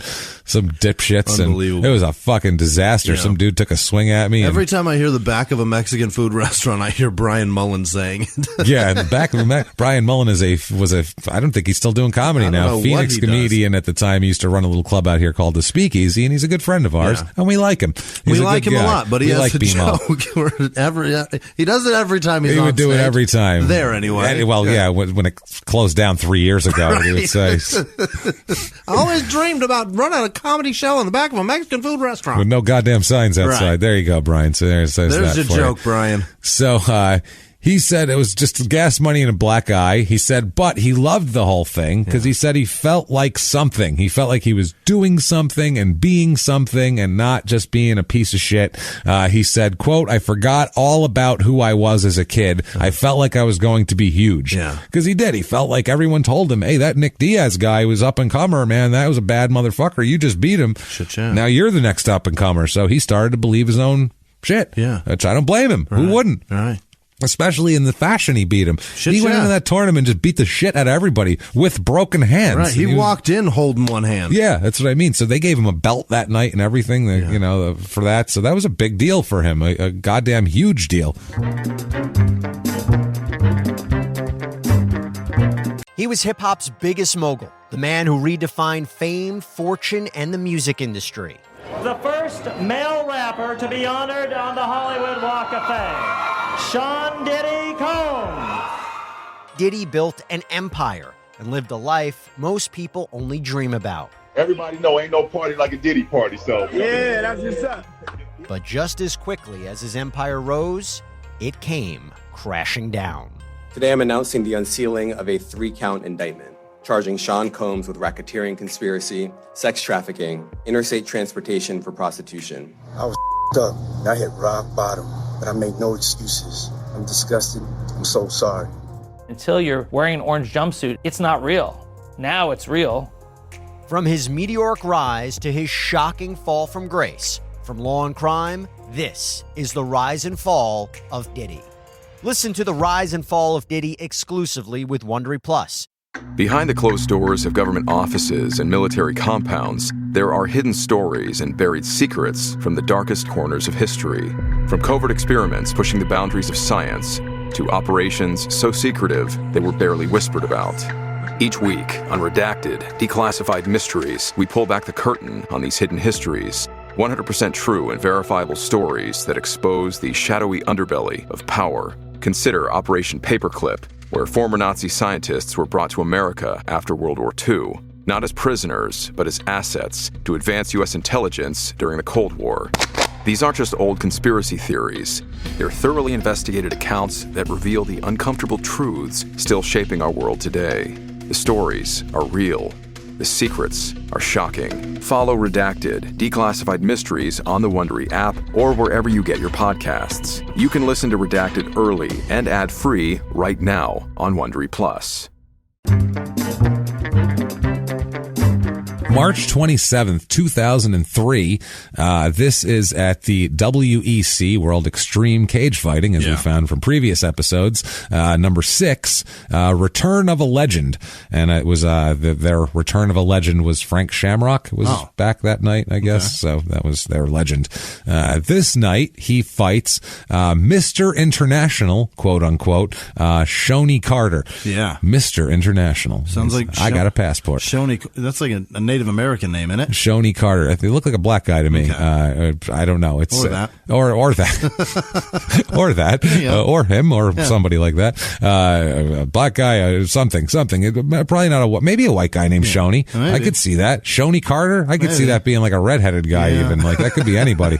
That could be anybody. Howdy doody looking motherfucker. Yeah, I could totally see that. Shoney Carter right there. How you doing? My name's Shoney. Named after a gas station in Oklahoma. 100% see that shit. He is a 51-32 career fighter. Oh. This guy fights a fucking lot. Yeah. This fight goes the distance. Really? All 3 rounds, and there is a unanimous decision for Jeremy after 3 rounds. So he beats a very experienced fighter who he ends up training with a little bit later. Really? And hanging out with a little bit later. He and Shoney are pals? Not now. No, okay. No one's pals with Jeremy now. We'll put it that way. Jeremy is pal free at this moment in time. He's a free agent. He is. Anybody out there wants to be pals with Jeremy? I have a feeling that he's open to it, and I'll tell you how to get a hold of him. Okay. So he's 6-2 at the end of that fight. So shit, that's going well. 6-2 is pretty good. That's for terrific. UFC, it's not boxing where you expect a guy to start out 20-0 if he's anything. 6-2 is how a good fighter starts. Yeah. I mean, like we talked about before, Diaz was 4-1, and he's fine. Yeah. So this is July 19th, 2003. The IFC-WC 18. It's too many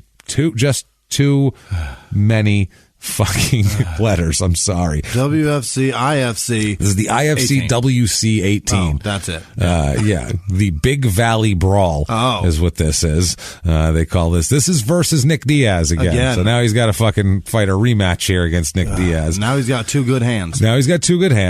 He says he never really, his hands are always bother him his entire fight, his entire career. His hands bother him and he's got neck problems his whole career. So these are bad things if you're a fighter. This fight goes 4 minutes and 33 seconds of the first round, and it is stopped after it was stopped because of punches, and Jeremy loses by TKO here. Apparently this one was quite the war. These guys were just fucking unloading on each other, trying to knock each other out, and eventually Nick got the better of him, and Nick came in trying to avenge his loss here, trying to show that this guy wasn't fucking a better prospect than him, basically. So this drops Jeremy to 6-3, but apparently it's a good showing. It's a decent showing. He doesn't embarrass himself. He doesn't get, it's not like his first fight where he got, 2.5 seconds and everything was out the window. Absolutely. Now, September of 2003, he gets a phone call from UFC. Oh. So now that's the big deal, obviously. That's the majors as in terms of MMA. This is 2003. In 2003 too, which when it was really, that's when it was really picking fucking steam. exploding. And it was big at that point already, but it was getting like even bigger by the day at this point in time. And they wanted to give him a contract. So he and Ferguson went, his trainer there went to Hawaii to go fight. They get all expenses paid. This is the UFC now. Now we're not fucking around anymore. He was getting $2,000 a fight and an additional $2,000 if he won. So $4,000. So now if you win a fight, you get $4,000, which nice. I mean, you got to give your trainer some and all that, and it's a couple months between. It's not that much money, but at least maybe you don't have to fighting next maybe week you don't again. have to bust. Yeah, you'll be fighting again. But it's a good thing. He says that they all say there's a fluff piece on him that I found from 2007. That's just like how MMA changed a man. It's from like the Ventura, whatever the fuck paper. I don't know what the hell it is, Sentinel but or it's something. about how that's what it is. How MMA changed a man, and it's all about how it took this stuttering, weak, bullied kid and turned him into a confident, goddamn warrior, fighting warrior. Here, it's a fluff piece, and then a couple years later, they would be sad that they made a fluff piece about him. Maybe we should have picked somebody else. In this fluff piece, though, they say that the fans nicknamed him Scorpion, which I don't see that. How would they have found him? How would they know who he is and what the fuck? So he says at that point, that's when he got the tattoo of the scorpion on his left pec there, the little tiny outline of a scorpion. It's like a constellation, like a mini constellation. Cute. Just one of those. Is he a Scorpio? I don't think he is. So it's September. When was he born? September. Remember that Scorpio? Wasn't it September? I don't fucking know. It's close. I don't know anything about.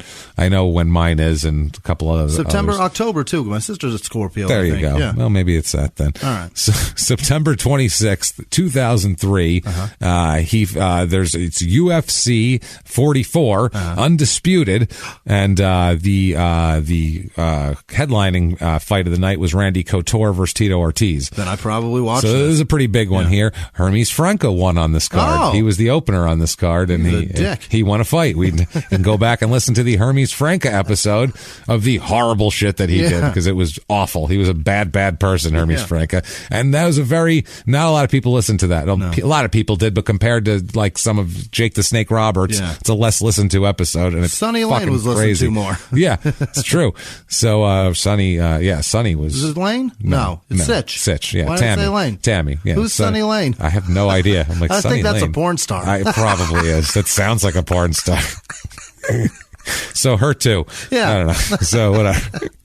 We have never done an episode on her, but what the hell? So he fights Nick Diaz again this fight. My so now he's Christ. going to fight Nick Diaz again. The tiebreaker. Yeah, it's the tiebreaker, and it's, in the UFC, it's the real deal here. This fight, the first two rounds are a war. Goes into the third round. Oh my God. So I mean, this is a war. They're fighting, man. Yeah. These guys are pretty evenly matched, it seems like, from their previous two fights and then this fights. And at 2 minutes and 4 seconds into the third, so almost a push here, almost went the distance. Finally, Nick gets him, and Jeremy submits from an armbar. So once you get into the third round, these guys are tired. So tired. You're grappling, and you can just slip, and if somebody grabs a hold, it's just over. That's just one of those things. So 6-4 is his record at this point, but that was respectable. That was nothing to be ashamed of. No. To go into the third round and lose by an armbar and put up a hell of a fight on a UFC card like this on pay-per-view, the whole deal. He's still winning 60% of his fights at this point. Probably with a whiskey drinking Jimmie Whisman watching it in his younger days. So that's not a bad thing for him. It's pretty good here. So at this point too, he has his schedule of the day.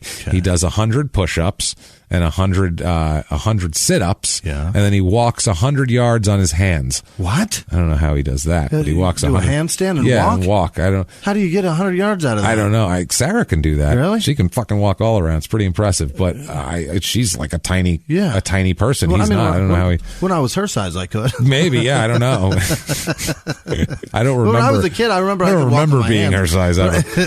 I was probably her size. I was probably her size in the fourth grade, I think. Maybe, if, maybe not. And I weighed a lot more, I'll tell you that much, because I was a fat fuck when I was a kid. I was a fat fuck when I was a kid. A fat little bastard. It's the truth. I remember when I was 12 going to the doctor and having him go, you have to lose weight. You're fat. Doctor telling my mother to make him lose weight. And tell an Italian mother that don't feed him so much. Right. And they're like, well, what are you talking about? He's going to starve to death. That's not how you do it. Right. No, you feed him as much as they can eat. That's how it works. And so I remember telling my grandmother about that the doctor said I was fat and that I shouldn't eat something because she made a bunch of pasta and I said I only wanted a little bit. And she said, you son of a bitch bastard. She yelled at my mother for taking me to the guy. How dare, he's a growing boy. What the hell do they know? Well, feed him this. And she made me eat twice as much as I normally ate. And you're skinny as fuck today. And then, yeah. And then you gotta eat through those. That's what it is. Eat through it. And then when I was 13, I fucking shot up 9 inches in 2 months. And then I've never been able to put on weight ever since then. I can't fucking gain weight. You see me all the time. I'm like, what's the most fattening thing on this menu? Because I'm eating it. Drink 2 whiskeys today and then do it again tomorrow. Damn it. So he would walk 100 yards on his hands. He would do... he would from 3:30 to 4. He would run 2 miles. He would do this MMA. He would do school from 9 a.m. to 3 p.m. would be the school for it. Then he would run 2 miles after the school. From 4 o'clock to 5:30 p.m. he'd do wrestling. From 5:45 to 7:30 he'd train in karate, and then from 8 to 9:30 he'd train in boxing. No. And then 10 p.m. to whenever he stopped, he would lift weights. This is too much. Sounds like it. That was his. Christ. That's a daily regimen. So that starts at 7 and goes to 11, 12 at night, and it's all physical activity. Sounds goddamn exhausting. That sounds awful. It sounds so exhausting. I don't want to be in shape if that's what it takes. That sounds terrible. I don't want to be in fighting shape. No. That's too much. That sounds awful. People are like, it'll extend your life by 5 years. Yeah, I'm going to spend those 5 years doing this shit. That sounds horrible. I used to have a joke when I first started comedy that was because I read this somewhere that if you spend an hour on an exercise bike or a treadmill, an hour on a treadmill will add 6 minutes to your life. And I said, that sounds like a net loss of 54 minutes as far as I'm fucking concerned. Sounds terrible. I have this hour now when I'm young and I can do something with it. Why do I want another 6 minutes when I'm fucking 85 and my whole body sucks anyway? Right. What am I doing? So I don't appreciate any of this shit. For 54 minutes for nothing. No, it doesn't matter. Terrible. And then imagine dropping dead while jogging. Wouldn't that be the stupidest thing ever? You didn't even want to fucking do it. You didn't even want to do it, and you drop dead while doing it. That'd be terrible. It's not like if you drop dead while you're fucking, it's one thing. You're like, well, that's an activity I wanted to do. Yeah. And you know what? I went out on top. Hopefully I finish. Yeah. If you went out doing something you didn't want, dragged your ass out of bed early in the morning and did it and dropped dead on the road. Ugh, the worst. Gross. That's the worst. So November 22nd, 2003, he fights. This is in a high school in Hawaii. Oh. I don't know why it's at a high school in Hawaii. It's at a high school in Hawaii. This is Ring of Honor 1, Ring of Honor. Okay. Now, don't confuse this with Ring of Honor Wrestling, because there's also a Ring of Honor Wrestling promotion. Okay. That's a pretty big, it's the biggest, I don't know if it's the biggest, but it's probably the biggest indie promotion there is. There's WWE, there's shitbag TNA, and then ROH is right under there. It's where a lot of them, the only farm system they have where they steal talent from, basically. Is it Ring of Honor because it's in the Ring of Fire? You know? No, that's where it's at in Hawaii. I wonder if this is part of that. Maybe that's part. Some sort of play on words, but definitely not the wrestling company with the same name. Okay, not them. Different thing. Different Ring of Honor, which I think Ring of Honor was starting right around this time too. Bastards. So it was whatever. People were grabbing for names. Yeah. Apparently they got it first over there. So this one he fights Mark Moreno, who is a 12-10-2 career fighter. Here, this fight goes 1 minute and 30 seconds into the first round, where Jeremy wins by submission with a rear naked choke. Okay. This is his first non-pummeling. Also, his non-pummel win. His actual give up, an actual grapple hold here. Otherwise, it's all been punches, TKOs by punches here. This brings him to 7-4, and he's feeling pretty good about himself until he finds out that his brother Oscar has been killed in a drunk driving accident. So that's bad. apparently, from what he says, a big rig clipped his brother's car, causing him to flip and land against a rail on a bridge. He climbed out and ended up falling over the railing onto the highway below. Jesus. And dying that way. His brother did. So not good. He climbed out of his car only to fall off the overpass and die. So not cool. At least it didn't he didn't get out and be like, I'm okay, and then the car explodes. I was going to say the car explodes. I'm all right, or gets struck by lightning. It's like some kind of fucking or he gets spoof done, I'm movie. Okay, and then he gets hit by another big rig. Yeah, by another big rig. He's like Nordberg. He's in a wheelchair. We're going to take good care of you. Pat him on the back, and he falls down off the bed. No. Luckily for him, that didn't happen. She said that at that point he went back home to be with his family, and he told his girlfriend not to come with him. He has a different girlfriend at this point, told her he needed to be alone and all that sort of thing. Now, Oscar had a bad downfall kind of since they were kids. He wasn't doing too well. And the year before the accident, before Oscar died, he apparently had really sunk into meth pretty hard for the last year, which in Imperial, California, probably popular. I feel like that's probably everybody. I mean, I'm sorry, but if you drive past these places, there's no other fucking reason to be there but meth. Some of these towns, and it's a methy looking place, so I would not be surprised.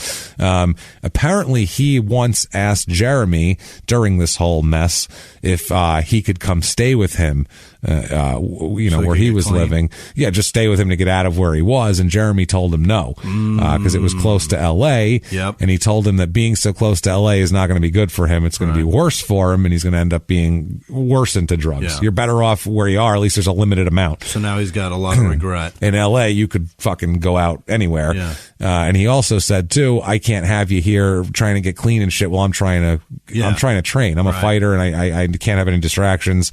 I can't take care of you. You're a mess, Oscar. You're a disaster. Yeah. Stay in Imperial with the rest of the disasters.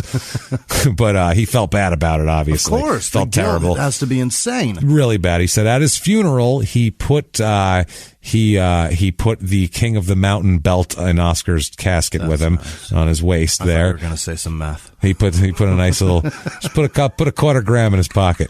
Just a little, just a taste. Just in case he wakes up. Just a few bumps, a couple of bumps to get him going. That's all. A little something. Because if he does wake up, he's going to need a pick-me-up. You've been dead for a while.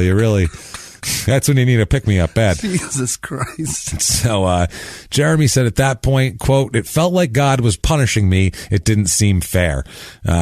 So in the months later, he was just all messed up over this whole thing. He was completely at odds with himself. Sure. He was really just had a bad internal dialogue with going with himself.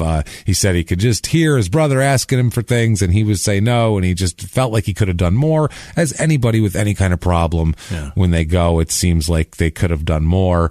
Anytime anybody, if there's a suicide, if there's anything. I still have, this is some shit I never talk about, but whatever. A friend of mine, one of my best friends at the time, killed himself back in 2009. And, he did it at like 5:30 in the morning. At 2:15 in the morning, right as I was going to bed, I just laid down. He texted me, "Are you up?" He was having problems with his girlfriend, and he was blah, blah, blah, blah, blah. And I knew he needed to talk, and I knew it was an hour and a half conversation, and I just laid down to go to bed, and I had to work the next morning, and I just said, I'll fucking get him back tomorrow. You're like Kemper's mom.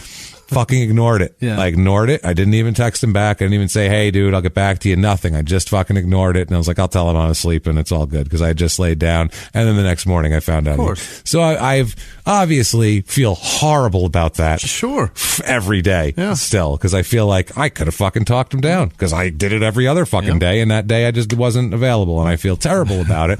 still, and so I can't imagine this guy's got to feel worse. That's his brother, is what I was getting at. No, I wasn't trying to say me. I was trying to say he must feel worse than that. Yeah, of course. So I can't imagine what that feels like with your own brother, especially if you were that close with him, which he was. Very similar situation. My friend Trevor was murdered. Called me 2 hours before he got killed. Yeah, and I could answer the phone and said, "Yeah, come over." Yeah, I was in the shower. No, exactly. Bed puddle asked me to let him in, and I said, "No, I'm going to bed." Yep, that's what happens, and you never know. Yeah, it sucks, man, and so you feel guilt for that kind of shit. That's the way life goes. So you can't change everything, James. No, you can't change everything. I still feel bad. It sucks. Yeah. I think I don't fucking. That's why I'm weird with people now. I had to let everybody in. I had like my two best friends die within a year of each other at young ages. You should have told me this. I'm a little leery. I found out my days are numbered. I'm a little leery. Yeah. Oh, I'm the Black Widow. There was an article because I made both of them were both in a movie I made. Good God. One was an actor and the other was Rod, and they and you worked with them too. And what the fuck, I made James? a movie and I made an indie film, and there was an article online that called me like the Black Widow of independent film because 2 of my 3 leads died in a fucking year. And it's funny now. It's funny now, but at the time it was not funny for me because these are like my 2 best friends, and the last thing I wanted was for them to die. Oh, and on top of that, it completely fucked my whole movie and everything else too, which didn't matter as much. But let's get that magazine printed and framed. That's a great one. I can't find it anymore. I can't find it. I actually was like, hey, fuck you, and I think they might have taken it down or something. I don't know what happened, but it's kind of rude to put up. It was pretty fucking shitty. I thought it was a shitty move, and I didn't. Yeah. So anyway, this made me withdraw, but Jeremy, it made him into a drinker. Mm-hmm. He turned into a drinker. He said he was never that much of a drinker before that, but after that, he started drinking heavily all day, every day, even while he was training. He was training with people at the gym. He was drunk the whole time. And at this point, too, he had started training other people, intro to doing shit, and he'd be drunk the whole time. He'd be working at evenings as a bouncer at a place called Ventura's Table 13, and he'd be shit-faced there the whole time, too. Basically just drinking the whole time. His training starting to abandon it. And it would start to, exactly. You can't be a full-time drunk and a full-time MMA fighter. No. We read you that schedule. Yeah. Try doing that and drinking at the same time. That sounds... There's no time. You can't have a 9-to-5 job. Never mind work fucking, 18 hours a day on your body while you're destroying it from the inside.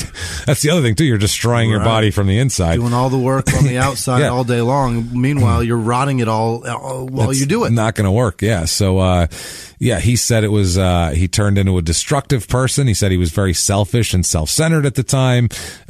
He said he drank vodka all day, every day from 2004 to 2008. Wow. Basically, he said he drank vodka every day, all day, every day after his brother died. Yeah. But also from 2004 to 2008, he said, quote, you know what? Let's do it in their own words. Fantastic. What do you say? We haven't done it in their own words yet. Let's give this idiot one thing to say, because they're not going to tell him anything else.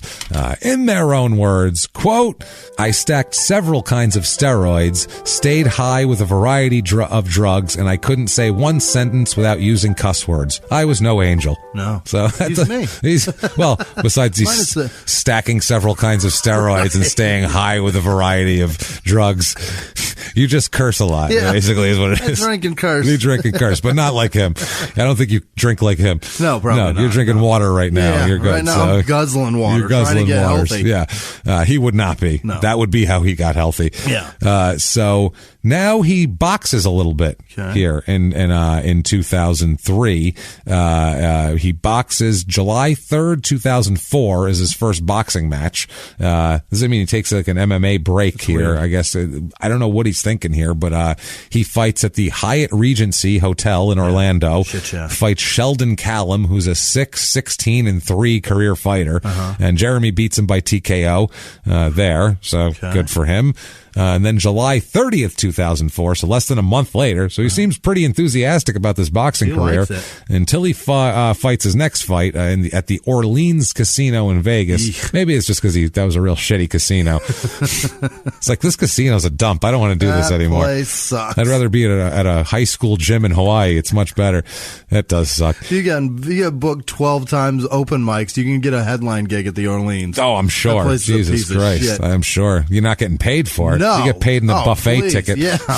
Here's your buffet ticket. I mean, we don't really have a buffet for the customers, but there's an employee cafeteria buffet discounted down below. prime rib. So you can have that. Not even we prime think rib. it's It's prime just like some...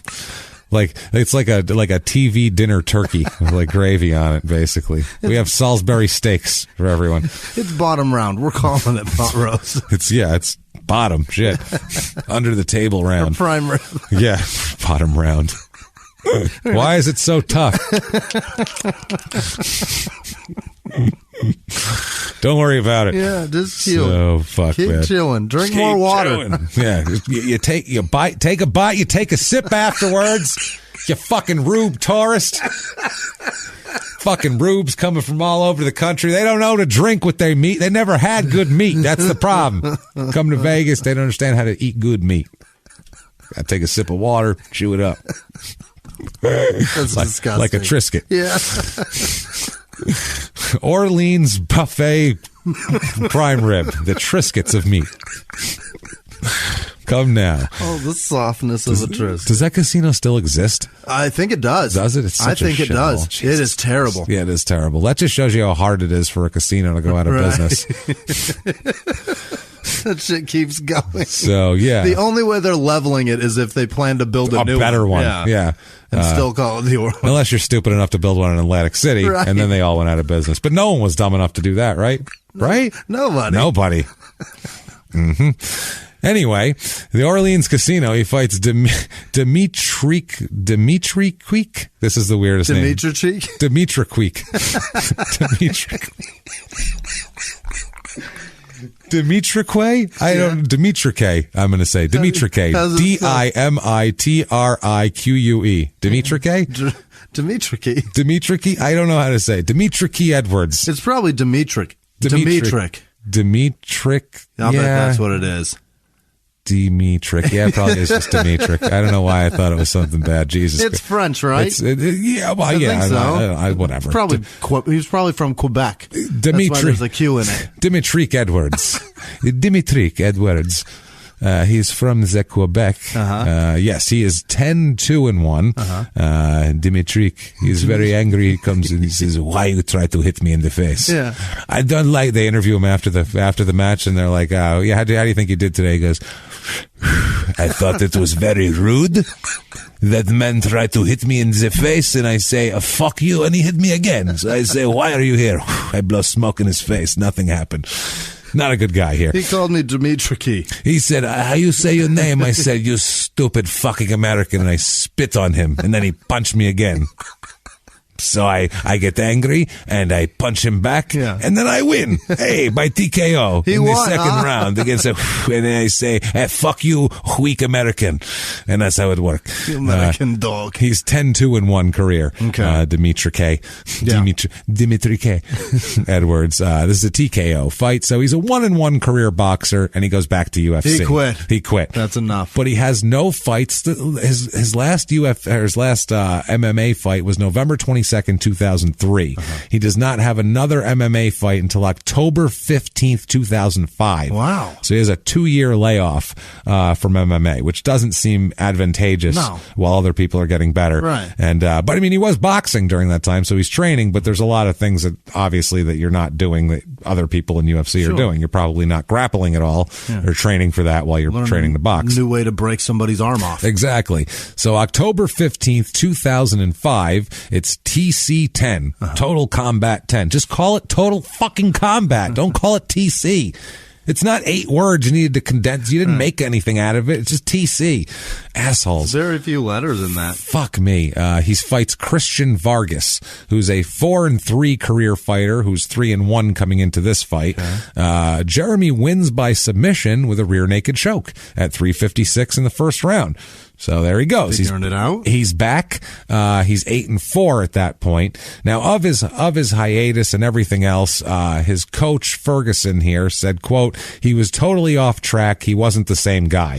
Because he was fucking drinking. He was a mess. He was a disaster. We gave you his in their own words. I guess his girlfriend kicked him out. No. And this is what got really bad. His girlfriend kicked him out, so he decided to move into the trunk of his Toyota. What? That's where he was living, was in the trunk of his car. How big of a dude is He's this? 5'10". Okay. But he didn't want people to know that he didn't want people to see him sleeping in his car, so he slept in the trunk of his car. Okay. I used to know an actress girl who used to go to LA for quote auditions, and she'd go sleep in her trunk when she went there. She'd go, I just go out there and sleep in my trunk, and I'm like, you're gonna get killed. Yeah. You can't just sleep in your trunk.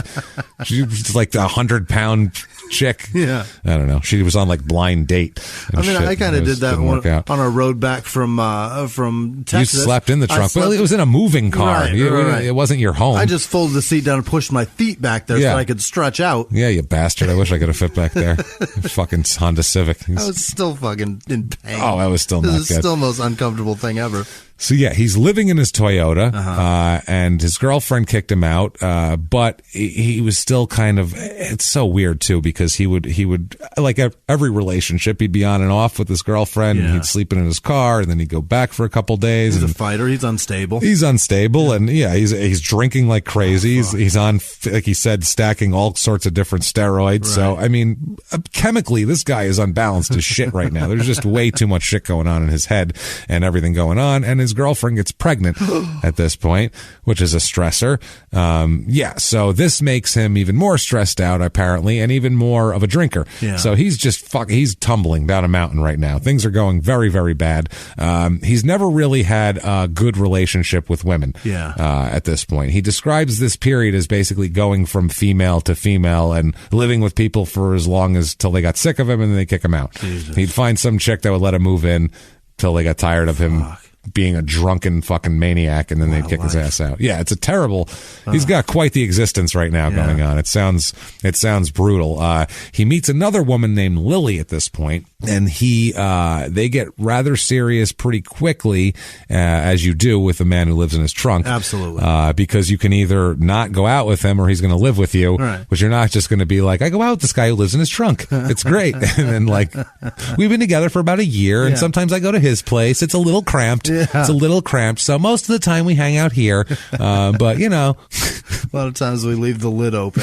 He's got one of those little DVD players that plugs into the cigarette lighter. So, but we do stuff. We have things that we can do in the car. Open but, the moonroof. It's very, very romantic. Pop that trunk and look out at the stars, and it's something. Let me tell you. What a terrible life. It's a bad life. So anyway, he ends up moving into her house in Oxnard, but she ends up kicking him out after, again, shocking, he's a fucking drunk. Drinking. So in May of 2006, he gets a break at this point. This is a big deal. He's asked to be on the 4th season of The Ultimate Fighter. How about this? Which is huge. Yeah. Big break. Yeah. I mean, he might as well, he was so far buried underground at this point, he might as well have just disappeared and never came back. So Diaz got his big break, and he gets a big. You can make this your big break if you do this. So it's the 4th season of The Ultimate Fighter, which, if you don't know, is a reality show that UFC put on to kind of have their next big deal. They let you watch somebody's up and coming rise, and they live in a house, and you get to know their personalities. That's a nice perk. Yeah, that's the other thing. You get to like not live in your trunk, and you get to like train properly and eat properly and shit. But yeah, they all live together, and then they have to beat each other up at night and fucking figure out whatever. So he apparently though also they keep the liquor cabinet stocked there, which I didn't know about. Do they really? Absolutely, yeah. Those guys at night like to have a few and take the edge off. Makes sense. And apparently after about 2.5 weeks, Jeremy snuck out of the house to meet a woman, which you're not allowed to sneak out of the house. That's a violation of the show's rules, and he is kicked out and sent home in the 5th episode. Back to his car. Like a fucking dummy. What a dipshit. What a complete god. You have a house. Never mind that you have the biggest goddamn break of your life, and every week you're on television. And you can't just wait to get pussy. I'm sorry. Is it that big? You're of a on deal? television. Yeah. When you get done with this, the pussy train is going to be a fucking mile long, idiot. It's pulling up. Have some patience, asshole. As soon as they yell ridiculous. rap, you'll hear the it's as the train stops. People be knocking on the doors and windows. Hi, I saw you on TV with your abs. You're looking pretty good. It's fucked, man. Not to mention, This is America in the fucking 2000s. Yeah. Like, television time is everything. That's your stock and your trade. And every episode you're on TV, you can up your stock and stock and make yourself something. And there's a chance that people will catch on and you can have a career. God, he's dumb. And this idiot has to go home. And Dana White's quote on this. Yeah. This is even worse. Dana White says, quote, "We were looking to him as one of the top guys." Wow. You fucking idiot. The owner of the company was looking at you. They wanted to fucking really focus on him and make him as the series went on. He has a great story. That's what I mean. He has a great story. The stuttering, the deafness, the dead brother. Overcoming this bullying to come back to be a fighter now. And this is the story they want to tell. God this isn't some big muscled up, bully. This is a guy who overcame it and is using this is the story they want to fucking tell to make people interested. You dropped a note at a fighting place that said, "I want to be the next champion." Yeah, and he says they were looking at him as one of the top guys. He said, quote, "He's one of those kids who just needs to focus." No doubt. And he doesn't focus. Instead, he moves out and he gets kicked out, doesn't move out, and ends up moving back in with Lily, the other girl that he was with, and they get engaged after that. So he moves in, gets engaged. So he's going to... What does he tell her why he got kicked off? I snuck out. I did this. I did that. Why were you leaving? To go drinking. Yeah. We're going with the guys. So, I guess that they weren't together at that point also. So once he gets kicked out, she takes him back in. He gets kicked out again because, he's him. He's drank like a fucking lunatic. He lived in his car a little bit more. And he said that the show was airing at this point. Yeah. So he'd be a fucking disastrous mess who climbed out of his car with whiskey breath, and people are like, "Hey, you're the dude from fucking Ultimate Fighter. What's up, man? How you doing? Oh, how's it going? Wow, you look like shit. Aren't you training? What's happening?"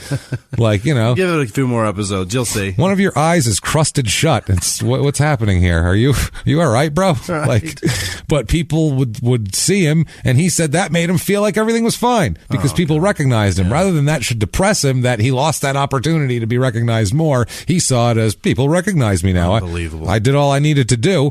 He said he never felt alone at this point because people would always recognize him, so he felt good about himself. And he said he just felt like he wasn't that stuttering kid anymore. Like now he had respect and people liked him.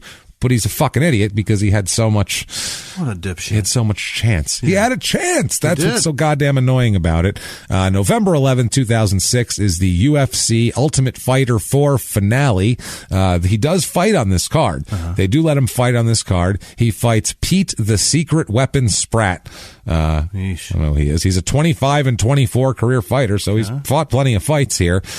Jeremy, this fight goes into the second round. At 111 in the second round, Jeremy has to submit after he has a neck injury, and this is a neck injury that keeps going for him. He's got two bad hands and a neck injury the whole time, and this really amplifies the neck injury a lot. Which, if you have a neck injury, grappling isn't the best thing for you, probably. Now, he said, quote, "I felt like everything I'd accomplished up to that point had been deleted," is what he felt like at this point, because he got kicked off the show. Right. He lost on the fucking big card. Basically, he was just, he could have, if he won this, he could have kept his contract and at least stayed in UFC and been able to, make a living, not have to live in his trunk. I mean, Christ, man.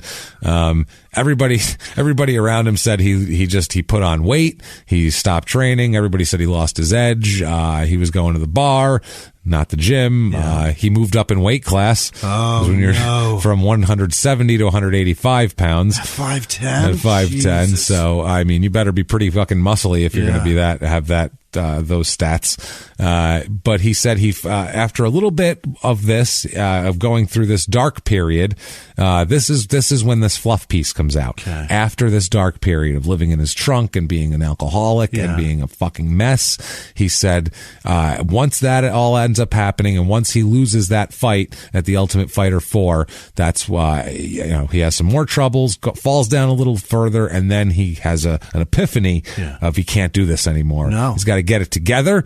He said he's in a few months after that, in the next few months, he found focus. And this fluff piece talks all about his wonderful focus. And he said, quote, I knew that I would feel like crap if I just kept living that drinking lifestyle. I didn't want to be one of those guys at the bar saying I could have had the UFC title. Okay. So he doesn't want to be a woulda, coulda failure, is what he's saying. And he realizes that he has everything right there for him to grab, and he has fucked it up royally so far. So he wants to fix it. He says he knew what to do if he wanted to make it. He knew he had to just commit himself, and he needed to, he needed to commit himself to this. Stop drinking, stop being a jackass. Do it the right way. Yeah, exactly. He said he ran and ran and ran and ran. A lot of running to take the beer weight off, which is, that sounds like a nightmare. Every day he regrets every drink. Sweating that shit out. Fuck. He lifted weights a lot. He studied more jujitsu. He really worked on his grappling and wrestling a lot because he said that was going to give him the edge that he needed. He knew he could punch, and that's not, he was short on the wrestling. That's what he needs to be a better fighter.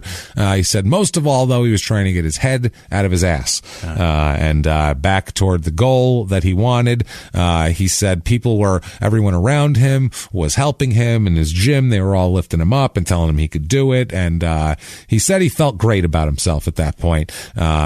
So Jesus Christ. So he's got a fight coming up, and 5 hours before the fight, he gets a phone call that his fiance Lily there, who is now they're going to get married, is coming to meet him. Collapsed, I guess, on the way to Yuma see the fight to come see him. I guess she was stabilized in an intensive care at the time.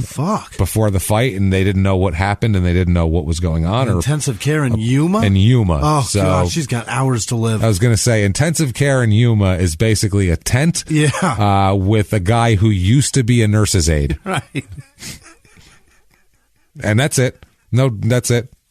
And they go, I don't know. She looks pretty fucked up. What do you think? Well, one time I was in the office and the doctor, I overheard him saying this, so you should look out. And they're like, oh, damn. Intensive care in Yuma is in a tent and you're being cared for by a man named Siv. Yeah. And he's from some other country. Doesn't have Civ care. It's a different. It's not exactly intensive care.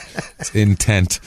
Siv's care. Siv's care. It's a totally different thing. But you understand he's a doctor in Europe. Yeah. But he's a horse doctor there. Not really Europe per se. More like Eastern Bloc, like Belarus, but still, he's a doctor in Tajikistan. So it's a little different. It's a doctor of horseology in Tajikistan, but it's okay now. But when you collapse, Siv will take care of you. Siv's going to put you in that tent and make sure. So he didn't know what to do. She was apparently stabilized, but they didn't know what was going on. She told him that she was okay on the phone and said not to worry about it and to go out and fight. Instead, one of his trainers said try not to think about it. And, he said obviously that wasn't too easy to do. Did not think about that. He was fighting a guy named Hector Carrillo, here. And, Carrillo here is like the longer haired guy and, doesn't really look like a fighter, to be honest with you, from what I saw here. He came down to Born in the USA. Carrillo. As his no, not him. Not Carrillo. Jackson. Jeremy came down to, but he's not our guy. All right. Trust me. I thought you not your kind of guy. All right. I thought you meant Hector did that shit. He comes down to Born in the USA there as Springsteen, and he thought he was very confident. His parents were there because this is in Yuma. His parents are there. His old football coach is there. Friends from childhood are there, and all that sort of shit. So all that sort of thing. He's got a lot of people there here. They said the television announcer said, quote, some people question his training methods. Well, yeah, drinking and sleeping in your trunk is an odd way of training. Drinking vodka and sleeping in your trunk is strange. Not the trunk training method. It's very good. He said, quote, "The question is which Jeremy Jackson is going to show up." Yeah. Oh, we'll see. He's secluded himself in real tight quarters. Tight quarters, so he can concentrate. The only thing on his mind is this fight. He's just surrounded himself with pictures of Hector Carrillo.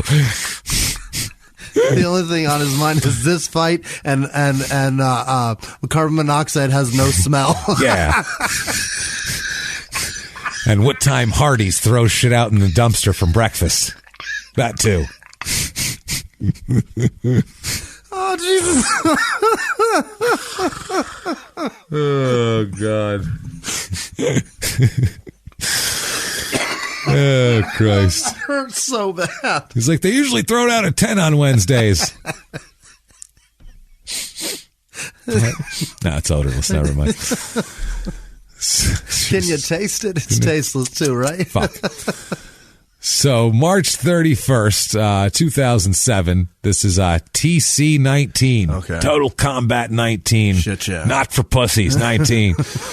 This is in Paradise Casino in Yuma. Okay. Oof, they are lying out of their ass. Nothing paradise about anything in Yuma. Nothing. Wow. Nothing. The balls. The fucking sack on these people. It's a casino. Yeah. Just call it Yuma Casino. People will go there. You don't need to give it a fucking fancy name that they know is a lie because it's in Yuma.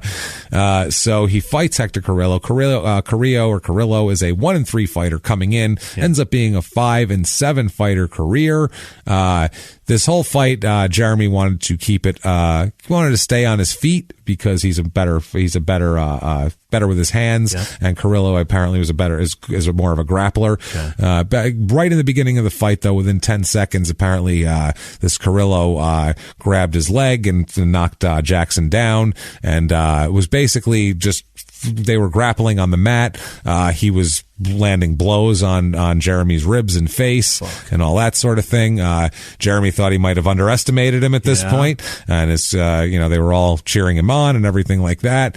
He ends up getting away from him, getting away from Carrillo, gets himself out of the whole thing, and 56 seconds into the fight, he grabs Carrillo and tosses him. Carrillo puts his arm down to, brace his fall and dislocates his elbow. Oh, no. So dislocates his elbow. And at that point, he obviously fell on the ground and his elbow bent backwards. Yeah. So if you do that, if you fall on it the wrong way and dislocate it, that's painful. Oh, I'm sure. And frightening to see because it looks like your fucking arm broke in half. So, Jeremy, rather than being freaked out by it, sees it as a good opportunity, leaps up onto Carrillo and just starts beating his fucking ass. I'd start punching his elbow. He just starts punching his face, is what he does here. He kicking his elbow while he's down. Fuck yes. And Carrillo ends up, he can't fight back because he's got one arm he can't move and he's holding it with the other hand. And this guy's punching him in the face while he's sitting on his chest. So the ref calls the match after that. So it's about a minute into the fight. Yeah. This is a TKO, they call it, but it's an injury basically. And 9-5 career record. Tortillo's at this point. Hector Tortillo. Hector Tortillo. Carrillo's really missing a golden opportunity to call himself the Tortillo.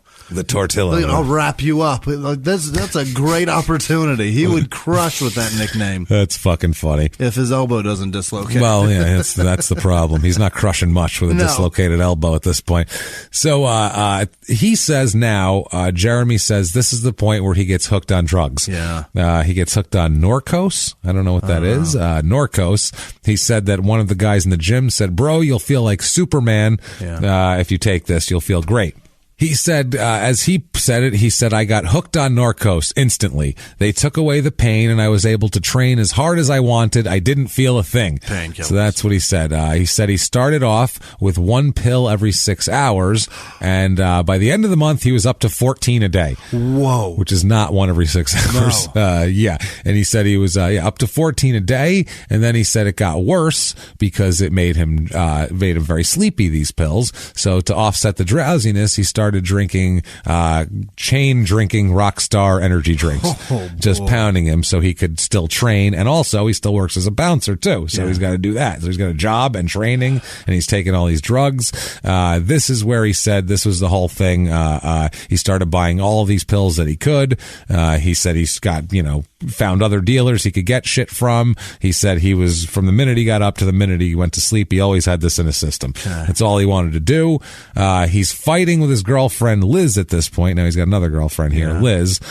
He's fighting with her, and he says that he begins to be violent with her from his drug problems. He just does, his temper's fucked up. He's a mess, as we've heard, and he's treating his girlfriend like shit, and he's just being violent with her, taking drugs, just raging at her because he's on steroids and all sorts of shit too.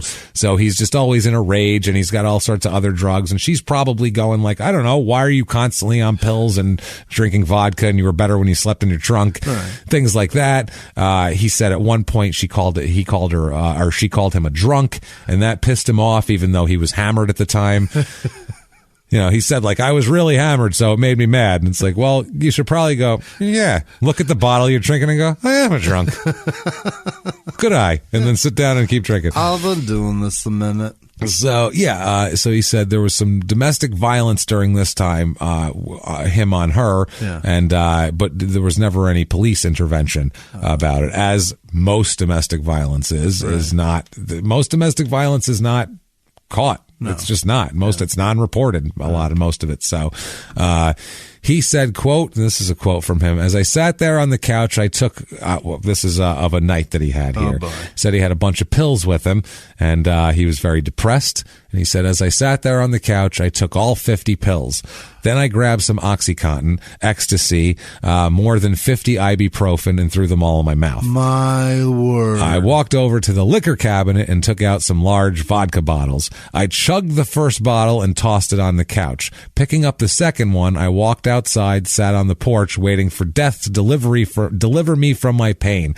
I had so much in my system that I thought for sure it would be my last night on earth. I sat there drinking vodka and waiting to die. By the way, at some point in the night, he ends up jumping off a bridge.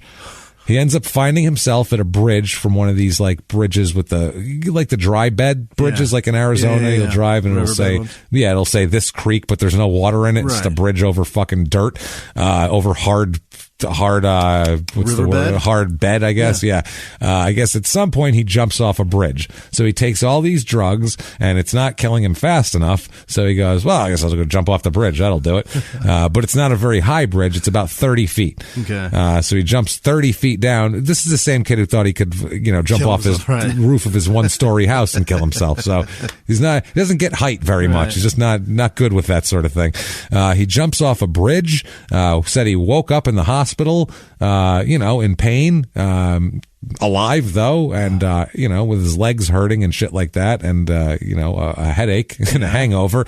He ends up waking up in a mental hospital after that, and he's spent some time in a unit after that, because he needs probably some supervision, I would say, and some help if he's trying to kill himself. Break anything? No, he just had hurt himself pretty bad. He's so fucked up that he was probably like rubber. That's why drunk people don't get hurt in car accidents. They'll kill 8 people and they'll stumble out of the car going, what happened? Because they don't even fucking Someone knock on my window. They're rubber people. They just bounce off of shit. Huh? What? I think I heard a pinging in the engine. I gotta take it in. Oh, there's a toddler in there. Fuck. Well, there's a whole family. There's a toddler in my carburetor. Shit. That's his little shoe got sucked into the intake. Can you imagine being a homeless guy living under that bridge and you just see a crumpled up heap? Hey, what the fuck was that? Go over. Oh, good. He's got pills on him. Excellent. That's what I was looking for. Not bad here. He's really just in a fucking, I don't even know how to put it, just in a bad, it's over, man. In a bad state. This is terrible. Yeah. After this, he goes back with this Liz woman. Yeah. He gets a nicer place with her. And, this is fucking amazing. They move into a nicer place. Yeah. And, they've been there like a week, and they had to get carpeting put into this place. And within a week, this is not a fucking joke. Yeah. Within a week, the carpet man comes over and installs the carpet. The entire time he is installing the carpeting, he is preaching Jesus to them. No. He's talking about, Jesus this and rather than kick this guy the fuck out of your house, which is what I would do if a carpet guy. So you got two choices. You either shut the fuck up or get out of my house with this Jesus shit. I will lay this carpet down myself with fucking Elmer's glue if I have to not hear your bullshit. The carpet guy is telling him about Jesus. The carpet guy is preaching about Jesus. Meanwhile, this guy's a fucking carpet guy. Yeah. No offense to carpet guys if you're a carpet person out there, but that's not your life's goal, is to lay carpeting. Right. You're probably not, up to your maximum income potential is what I'm getting at. Also, I am impressed that he has moved so far in life that he's letting them put the carpet inside. That's he's not putting it out that's back. A plus. That's a plus. Well, we don't know where it was being. Right. It might have been being installed right out the side the back door on the back porch. So apparently this guy, afterwards, after they get, Jesus fucking Christ, man. And I feel like this is bullshit too. In the end, I'll explain it, but I feel like he's just setting it up for why he's a good guy now. Yeah. Like, I feel like this didn't actually happen then. I feel like he made this up, but I'm not sure. Apparently the guy then out in the driveway before he left preached to them for an hour and a half. An hour and a half. Yeah. And he said his girlfriend Liz was like, wow, that was a lot, huh? Yeah. Jesus, that was a little more than we bargained for carpet installation. Jeremy, though, said, not really, man. I was kind of into what he was saying. I'm buying this bullshit. I was digging this shit. Yeah. He said that Sunday they went to church. Oh, God. It was the first time either of them had been to church in years, and they were like, all that. And he said, from then on, all Jesus, all the fucking time. No. Mr. Jesus, and he's just a good guy, just on the Jesus, and everything's fine. And after church, too, they go to church on Sunday for the very... who the hell knows when the last time when this guy went to church was? It's the first time. It's probably the first time. He was like, I think I went to a communion when I was Mexican kid I knew when I was 12. I think he had a confirmation or something I had to go to. I don't know shit there. But they start a new routine. They go to church there in Yuma, or not in Yuma, wherever they are. Yep. And then afterwards they go out to eat, which is nice. They have like a family day. And one time the place they normally go, there was a fire there, which is, I guess, a bad sign. You come from church to find your restaurant burned down. I feel like you're praying wrong. Yeah. You're just praying wrong. So they find another place, and they figure they try that out, and they walk in, and it's the shawarma man. And he says, how is it you've come to arrive here? Why are you here? I don't understand why you come here. You jump off bridge. You should just die, I think. You know what? I have a suggestion for you. This very easy. You go. Next time, use gun. Work much better. You use gun, you put it in mouth, brain on the wall. That's over. You have no more problem. I don't understand. I do for you. You sit. I do for you because I think you got problem. I don't. Hey, what do you want, lamb? I make for you. You haven't done to me. You're just stupid. I make for you. It's fine. It's fine. What? You do what? Why you beat your girlfriend up, you say? Why you do that? That's nothing. No, the sign say closed. You go. No, your sign say closed. Out. No, go. And he leaves, and he's very confused. The girlfriend, though, Liz, she got a nice lamb shawarma and said it was delicious, but she wouldn't give him a bite, which shawarma man said, not for him. He's giving suicide tips. He is not for him eating. He go. He said, maybe next time you blow brains out. You need to work better. It works. Much more reliable than a 30-foot dirt fucking... You're not even going to drown afterwards. No. That's the thing you're going to hit. And if that doesn't kill you, you're just going to lay there in the dirt. That sounds awful. That sounds terrible. That's a bad way to go. Shame. You can't even try to drown. So July of 2008. This is what I mean. He had everything was fine as of, early 2008. Everything was going great. March 31st, 2007, he had his big fight. Everything was going wonderfully after that. He finds Jesus in a carpet man. Yeah. He gets carpet Jesus. What the fuck is that about, by the way? That's that guy's job. He goes around laying carpets, preaching to people. Fuck. I'd be afraid of getting killed doing that. He's the In-N-Out burger of carpet. He is. He goes, let me tell you guys something. The staple in between everything is punctuated by. That's what would crack me up. Just the tack thing. Yeah, the tack hammer. So I'm going to tell you right now. Now, you've been feeling troubled in your life, right? Now, okay, now Jesus, you can't take that seriously. I'm sorry. He's got that knee thing that he's slamming his knee into. Yeah, he's just doing, So Liz, and he ends up breaking up with his girlfriend here. She kicks him out again because now he's a fucking alcoholic drug addict who's into Jesus and there's too much going on here. There's just too much. This is a lot. There's a lot. So he gets kicked out. July, I think 8th. It's 8th, 2008, because there was the conflicting reports on the date exactly, because it was a nighttime thing. Okay. He ends up being arrested for quite a bit of fucking lots insanity here. I wouldn't even call this debauchery. This is just insanity. What he does, what this crazy lunatic does, is he breaks into his ex-girlfriend's house with a gun. Okay. Threatens her. Shawarma man. Yes, he did get a gun. Threatens her, attacks her, holds a gun to her head, and rapes her. While holding her against her will. Fuck. And then steals a bunch of shit. Why would he do this? And leaves. She knows you. She knows you. Yeah. He's intimidating her, and he tried to hold the gun on her and tell her not to say anything because he'll fucking kill her and all this shit. By the way, it's a BB gun he's got the whole time. He doesn't even have a real fucking gun. This is horrible. He terrifies this girl, holds her the whole night, hitting her, raping her, threatening her with a gun, a fucking nightmare, absolute nightmare monster behavior. And where did this come from? Out of nowhere. It just happened. He was fighting with her and she didn't want anything to do with him, and he fucking lost his mind. Wow. Who knows what kind of drugs he was on, and drinking, and brain damage, and every other goddamn thing that's going on. And he's a bit of an asshole here.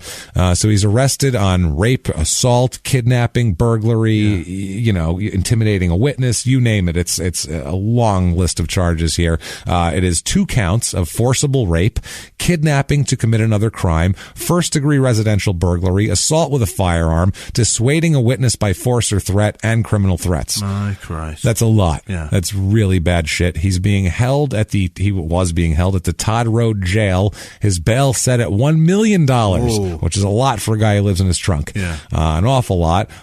He was scheduled to enter a plea, and this is unfucking real. So he's in jail here, and he said he was calling his mother, asking her to bail him out. She's going to bail out her rapist son now? With $1 million. Is he out of his fucking when mind? They live in Imperial, California. They don't have Their house probably isn't worth 10% of that shit to even put it up. It's Imperial, California. He said he would call and say, "Mom, bail me out, please." And he said he'd ask her to bail her out, and she would tell him to, quote, give his life to Jesus. She said, "Jeremy, you need to pray sincerely and give your heart to God," which I don't think that'll get you out of jail. No. I don't know. He said that he was going to church and he was praying. Now he was praying before every meal. He didn't understand it. He thought that, God should have been on his side at this point. Yeah. What the fuck here? She said, I've been sitting here and all you can do is talk about God. And he said, "This isn't about God. I need to get bailed out. Quit bringing God into this." And she said, "Son, you need to give your life to God." That's all she would ever say. In other words, I'm not paying $1 million for anything you've done. Carpet Jesus fucked him. She said, he said, quote, to her, "I gave my life to God a long time ago. What are you talking about? I'm a Christian. I've been a Christian since I was a child. I was rebaptized in 2006. Now, 2 years later, now you're telling me to give my life to God? Doesn't she think I'm a Christian?" And then she would say he would be so mad at her and be all angry that she wouldn't bail him out. Because he didn't realize, though, the whole time that he really wasn't quite godly yet. Okay. And he'll get there, though. Okay. He'll get there. You have no idea. How's this plea going to go? February 14th, 2011. Yeah. Oh, Jesus. Almost, this is over 2 years in jail. Yeah. He sits before this is all going. Wow. Oh, yeah. This is this is percolating. He There's sat all sorts in county all this time? 2 years, over 2 years, shit. which is fucking miserable. Oh, my God. People in jail can't, like, when they know they're going to actually be convicted, they want to get it over with so they can get sentenced to prison so they can settle down. And all the prisoners say prison has better food, has better facilities. You'd rather be in prison than county jail for an extended period of time. Nobody wants to spend a year in county jail because that's usually the worst food, the worst conditions, the worst all that kind of shit. More dangerous in state sometimes, but still. They've got extended stay county jail on fucking Netflix. It is horrible. It's fucking horrible. They look it's a like nightmare. Dog shit. I read a book about a guy who was in the Phoenix jail. Not even the tents. He was in like the jails around here in the city for 2 years waiting for shit, and it was a fucking sounded it was a nightmare. It's a diary he wrote in there. It's crazy. It's crazy. It was an English dude who was like ran raves out here in Tempe. Poor fucking guy. And he got raided for like drug shit that happened a year before. He wasn't even doing drugs or being a drug dealer anymore. But it was like all old shit that they had done wiretaps on and all this shit. It was pretty fucking. It's pretty rough, this whole book, but Phoenix is a scummy place, let me tell you, if you judge by the characters in the jail. So, February 14th, 2011, against his lawyer's advice. His lawyer is you have a lawyer for a reason. Yeah. They give you advice.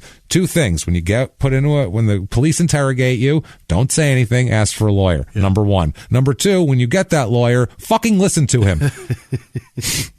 Listen to them. Right. They went to law school. You didn't. They've done this before. You fucking haven't. Listen to them. They might know what they're talking about. They might not, but you definitely don't. So, I don't know. If Ted Bundy had listened, he'd have gotten life instead of death. I was just going to say, if Ted Bundy had listened to his fucking lawyers, he wouldn't have been electrocuted. Died an old man in prison. We could have been making fun of him still. Yeah. Now, we could have been, he looks all funny old. Could have been picking on him. So instead of this, he decides to plead guilty at this point. His lawyers are saying, do not plead guilty to this. Do not plead guilty. He says he can't take it anymore. He's going to plead guilty rather than he faces up to 60 years if convicted. Holy shit. So he says he's under too much pressure. His attorney, Russell Baker, said his client was innocent of the crimes and only admitted to them because of the crushing weight of the trial and that the accusations were a heavy mental burden on him, which sounds like bullshit, but whatever. The Ventura County Star, that's the newspaper that did the fluff piece, they said that they put in this a female juror during sentencing, because the trial had started, a female juror asked to make a statement during sentencing on his behalf. Really? And was denied by the judge. And afterward, the juror told the newspaper that she feels that Jeremy was innocent and pleaded guilty only out of a desire to end the trial. Really? Because they were really going into his past and digging shit up and talking about his family. They were going after him. I mean, they had to paint him as a fucking monster who had was messed up in the head and, paint who he is, like we just did for 2.5 hours. Right. But you thinking he's innocent of this shit? So what does she think fucking happened? She says that she thinks the girl made it up. Oh, boy. She thinks the girl made the whole thing up, apparently. This is a female juror. Yeah, this is a female juror, too. She said, quote, I really felt the defendant was innocent. So he was going to get off, or at least get the mistrial. Yeah. He had one juror that was 100%, I think he's innocent, period.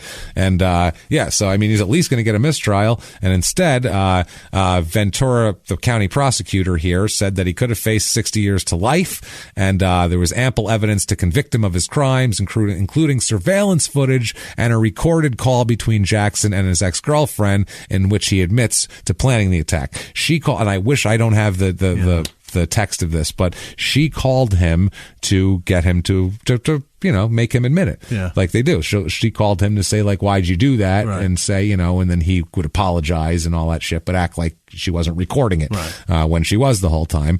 So, he pleads guilty to this, which pleading guilty to those things sound fucking terrible. Good Christ, that's terrible. Those are charges you got to fight to the end if you think you're innocent, especially. But I don't feel like he's innocent, number one. But what do I know? I feel like he did this. I believe this girl. I don't think she had any fucking reason to lie about it. And judging on his past behavior, it seems right in line with his past behaviors. He's reckless. Especially with the domestic violence he admitted to and everything else. Anyway, sentencing comes around, and he faced 60 to life, but now he pleads guilty, and he thinks maybe they'll go easy on him for this. And what do you think, Jimmy? They're going to go easy on him? No, Christ, no. The judge says, you, sir, this is a good one, too. You, sir, may fuck off 25 to life. My Christ. 25 to life. That's a fuck off. Oh, boy. That is the longest sentence we've had on this show in a while. Yeah. That's when's the last time we had 25 to life? Was it murder a while back? I don't even remember. Anthony Davis, maybe? Because he killed 4 fucking people. Not the center for the fucking Pelicans, the other guy. No, the defensive lineman for the Raiders, Anthony Davis. Anthony Smith. There you go. Is the guy we're talking about. Like, did we have an Anthony Davis? Brutally murdered multiple people. 25 to fucking life.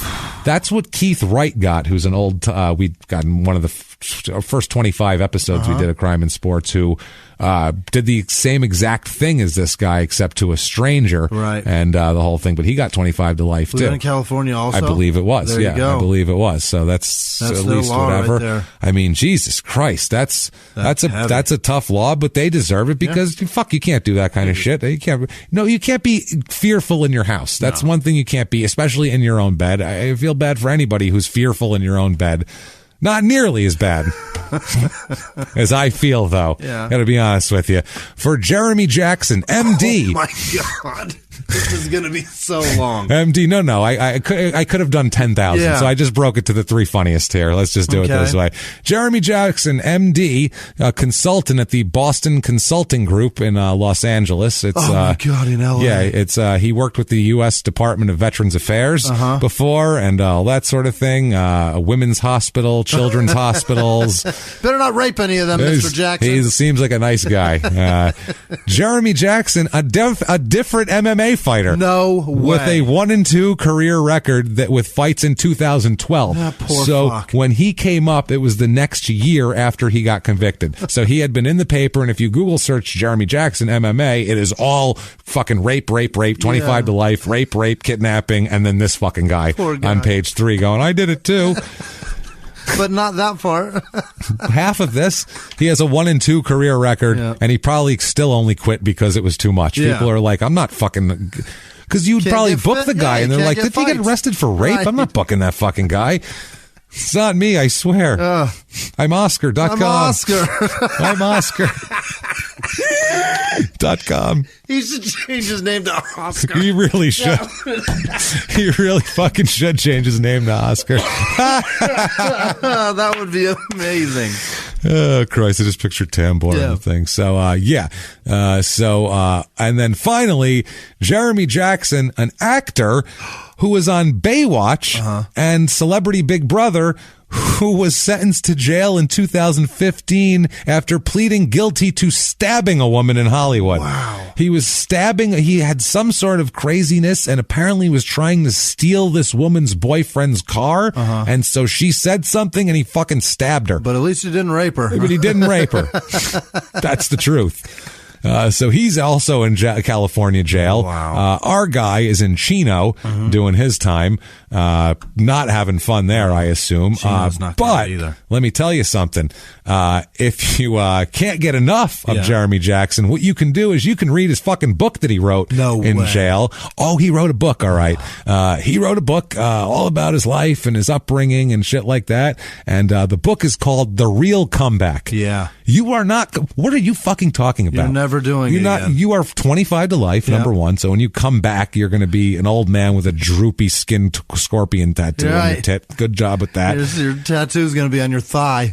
Yeah, you got that. There's no coming back from this. And guess what? Everyone says, oh, that's convicted rapist and kidnapper, so-and-so. So that puts a damper on your thing here. He says, this is his explanation for writing the book, from the book, quote, people, I actually spent money on this thing. It was only $2.99, so it's fine. People told me if I looked for it to pirate first. I was like, I'm not giving this guy money. And then I'm like, I got to give him $2. People told me if I wrote a book explaining the truth of my life, the prison would never release me. They said people would lose respect for me. You're a convicted rapist. I don't think you can lose any respect any more than that. I'm not writing this book to try and gain respect! ! I'm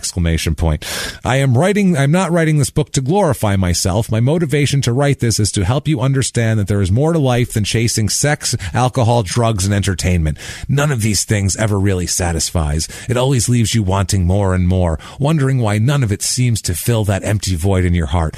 Only God can fill that spot. Oh, boy. I wrote this book thinking of you. It's to give you hope that no matter what your addictions you may have, you can be set free. No matter what your failures are, you can get back up and make a great comeback. I didn't start living until I surrendered my life to the one, capital One, who created me. His name is Jesus Christ. For him and through him and to him are all things. To him be glory forever. Amen. Romans 11:36.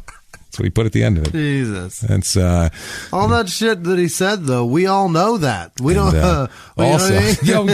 Also, the deepest desire of our heart is for a union with God. God created us for a union with himself. This is the original purpose of our lives. That's what he also put in there. Jeremy Rhea Jackson, Chino, California. That's him in jail, in prison. He's going to be there a while. Yeah. So I don't know. Catch up with Jeremy by figuring out where he is in Chino, but don't write the actor, because there's another one. That poor fuck. So he's like, I swear I didn't rape anybody. I mean, I know I stabbed somebody. That's not the best decision you could make. Probably got attempted murder charges, huh? Yeah. Well, he ended up pleading down, and he had a good lawyer because he's an actor. And he listened. And he listened. Yeah. And he listened to the lawyer, and he ended up doing like a year in jail, whereas this guy is doing 25 to life. But he did rape a woman, so that is way worse, and it's worse than stabbing, I think. Especially if you hold a gun to their head. Insane. I don't know if there's even qualifiers on that. It's just bad shit. It's too much. Not a good job. That's Jeremy Jackson, Jeremy the Scorpion Jackson.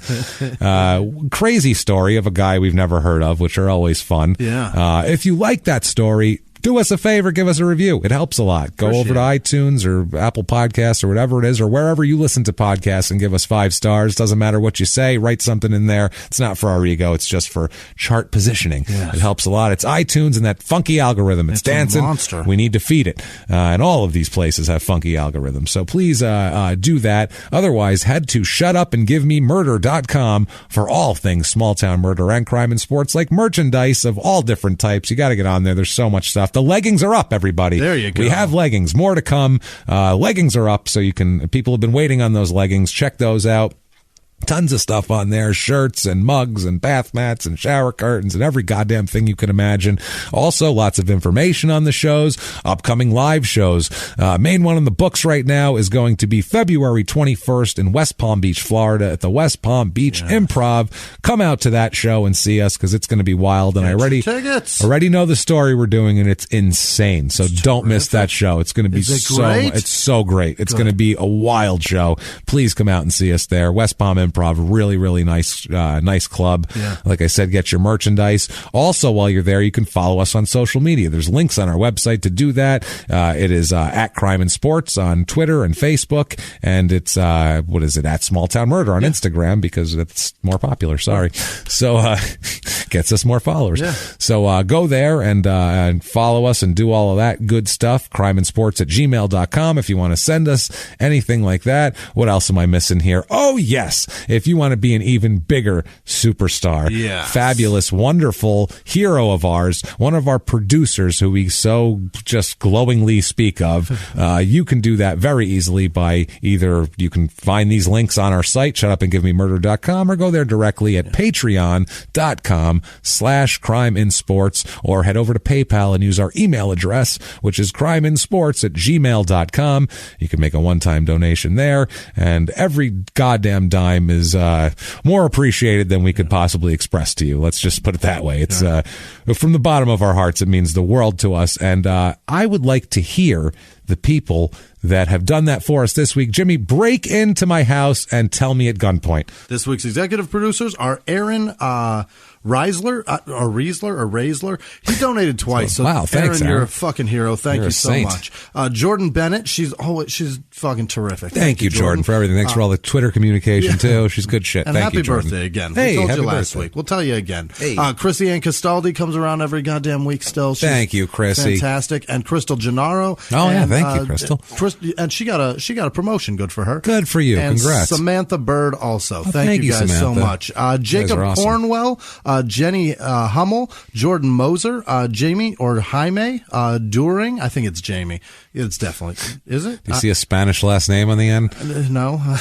But we don't know. Could be a chick named Jamie. Could be a dude named Jaime. We have no idea. Could be a dude named Jaime who changed his last name because he fucking trying to get idea. a better job and didn't want to get racially profiled. Oh, you know my. what I mean? That's Those possible. Bastards. Yeah. Olivia. By the way, he means the employers, not Jamie. not people, not Jaime's.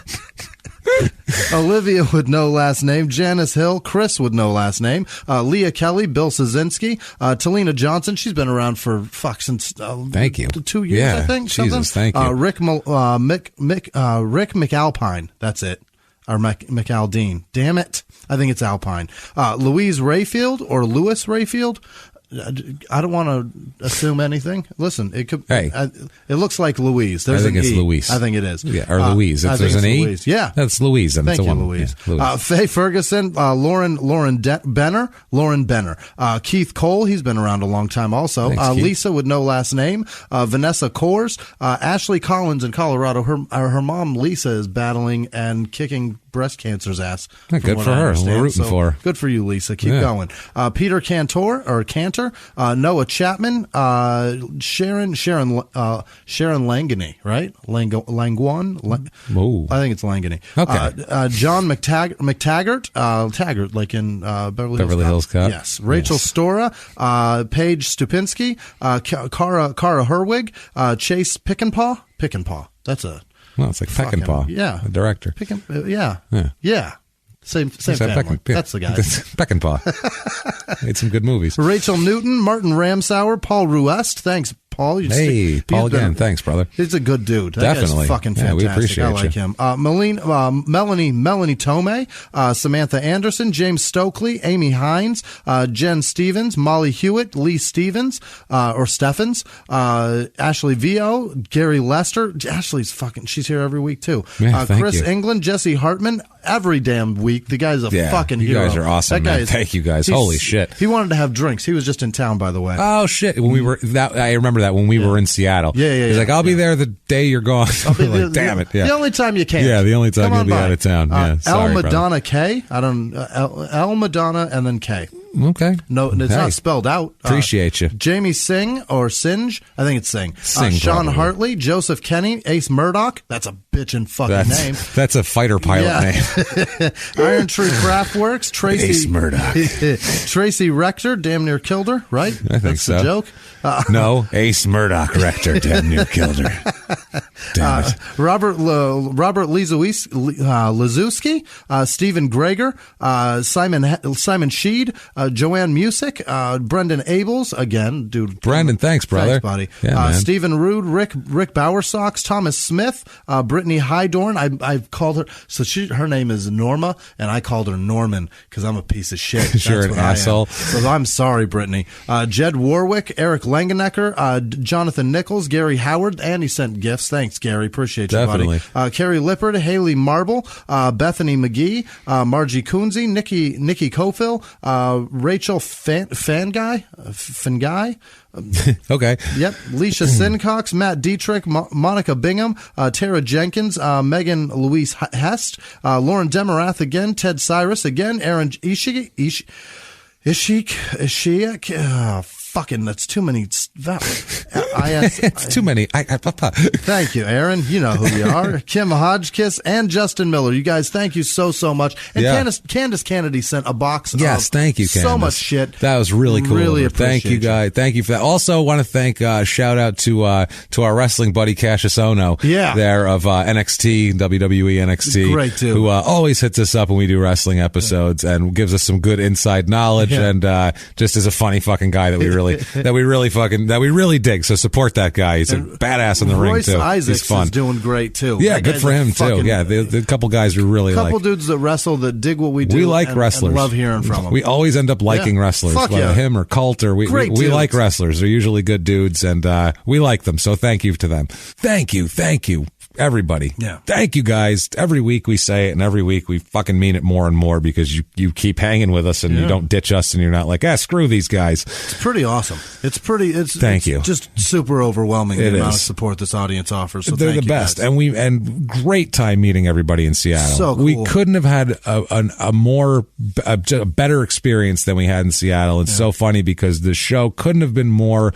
just opposite of last time we were there. Yeah. Last time we were there, we were at a venue we didn't care for. Right. They treated us and the audience like dog shit. They did. Half the people had to stand. They did. The show, they messed up the times where the show started an hour later than everybody thought they was going to start, and it pissed everybody off, and everybody was in a bad mood, including us. Right. And it was still a good show, and we had fun, but it wasn't as that good experience where you want everything to fall into place. Right. And this time we were at the Neptune in Seattle, and the venue was wonderful. Everybody that worked there there was fantastic. Treated our audience like gold. That Johnny stage manager was him, the shit. Gabriel, it was great for us. Thank you guys for everybody there. Everybody took care of us and took care of our audience, and we had a fantastic show and got to meet a bunch of people, and it was a lot of fun. So thank you, Seattle, again, and come out to West Palm and join the fun there. And what if people wanted to join your fun, Jimmie? How could they find you? You can find me at Whisman Sucks, WHISMAN Sucks on Twitter, Instagram, and Snapchat, and it's fucking great to hear from you guys and find out the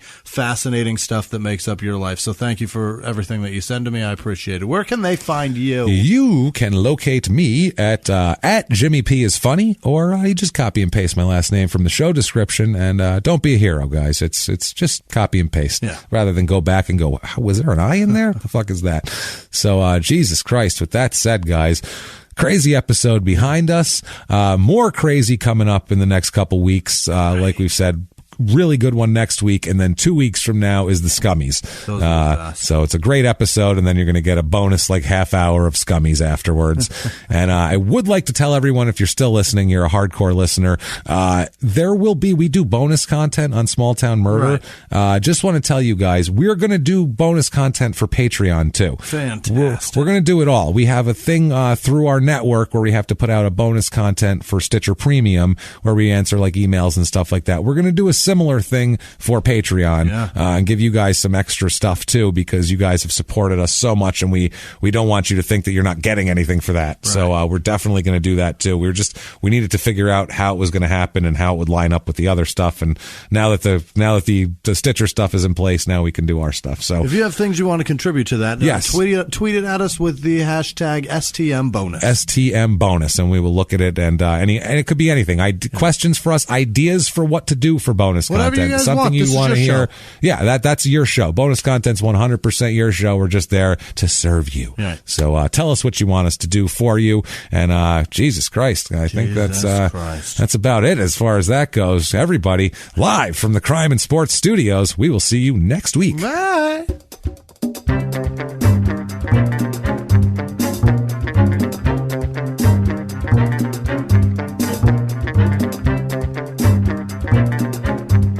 If you like crime and sports, you can listen early and ad-free now by joining Wondery Plus in the Wondery app or on Apple Podcasts. Prime members can listen early and ad-free on Amazon Music. Before you go, tell us about yourself by filling out a short survey at Wondery.com/survey. In the 1980s, a rosé swept the country. Hey, Mike, I really like this White Zinfandel. Well, good. Now put it down. I'm going to try another one. White Zin became America's top-selling wine. But most don't know that this sweet drink has a sour history. What began in 1986 with counterfeit bottles, a big fraud, a multi-million-dollar fraud, sent investigators chasing one of the most powerful families in the business, the Licciardis. But the closer the feds got to them, the more dangerous things became. It's a story of deceit. At the time, I was paranoid. Threats. You touch my kids, I will kill you. And murder. With a .22 caliber bullet to the head.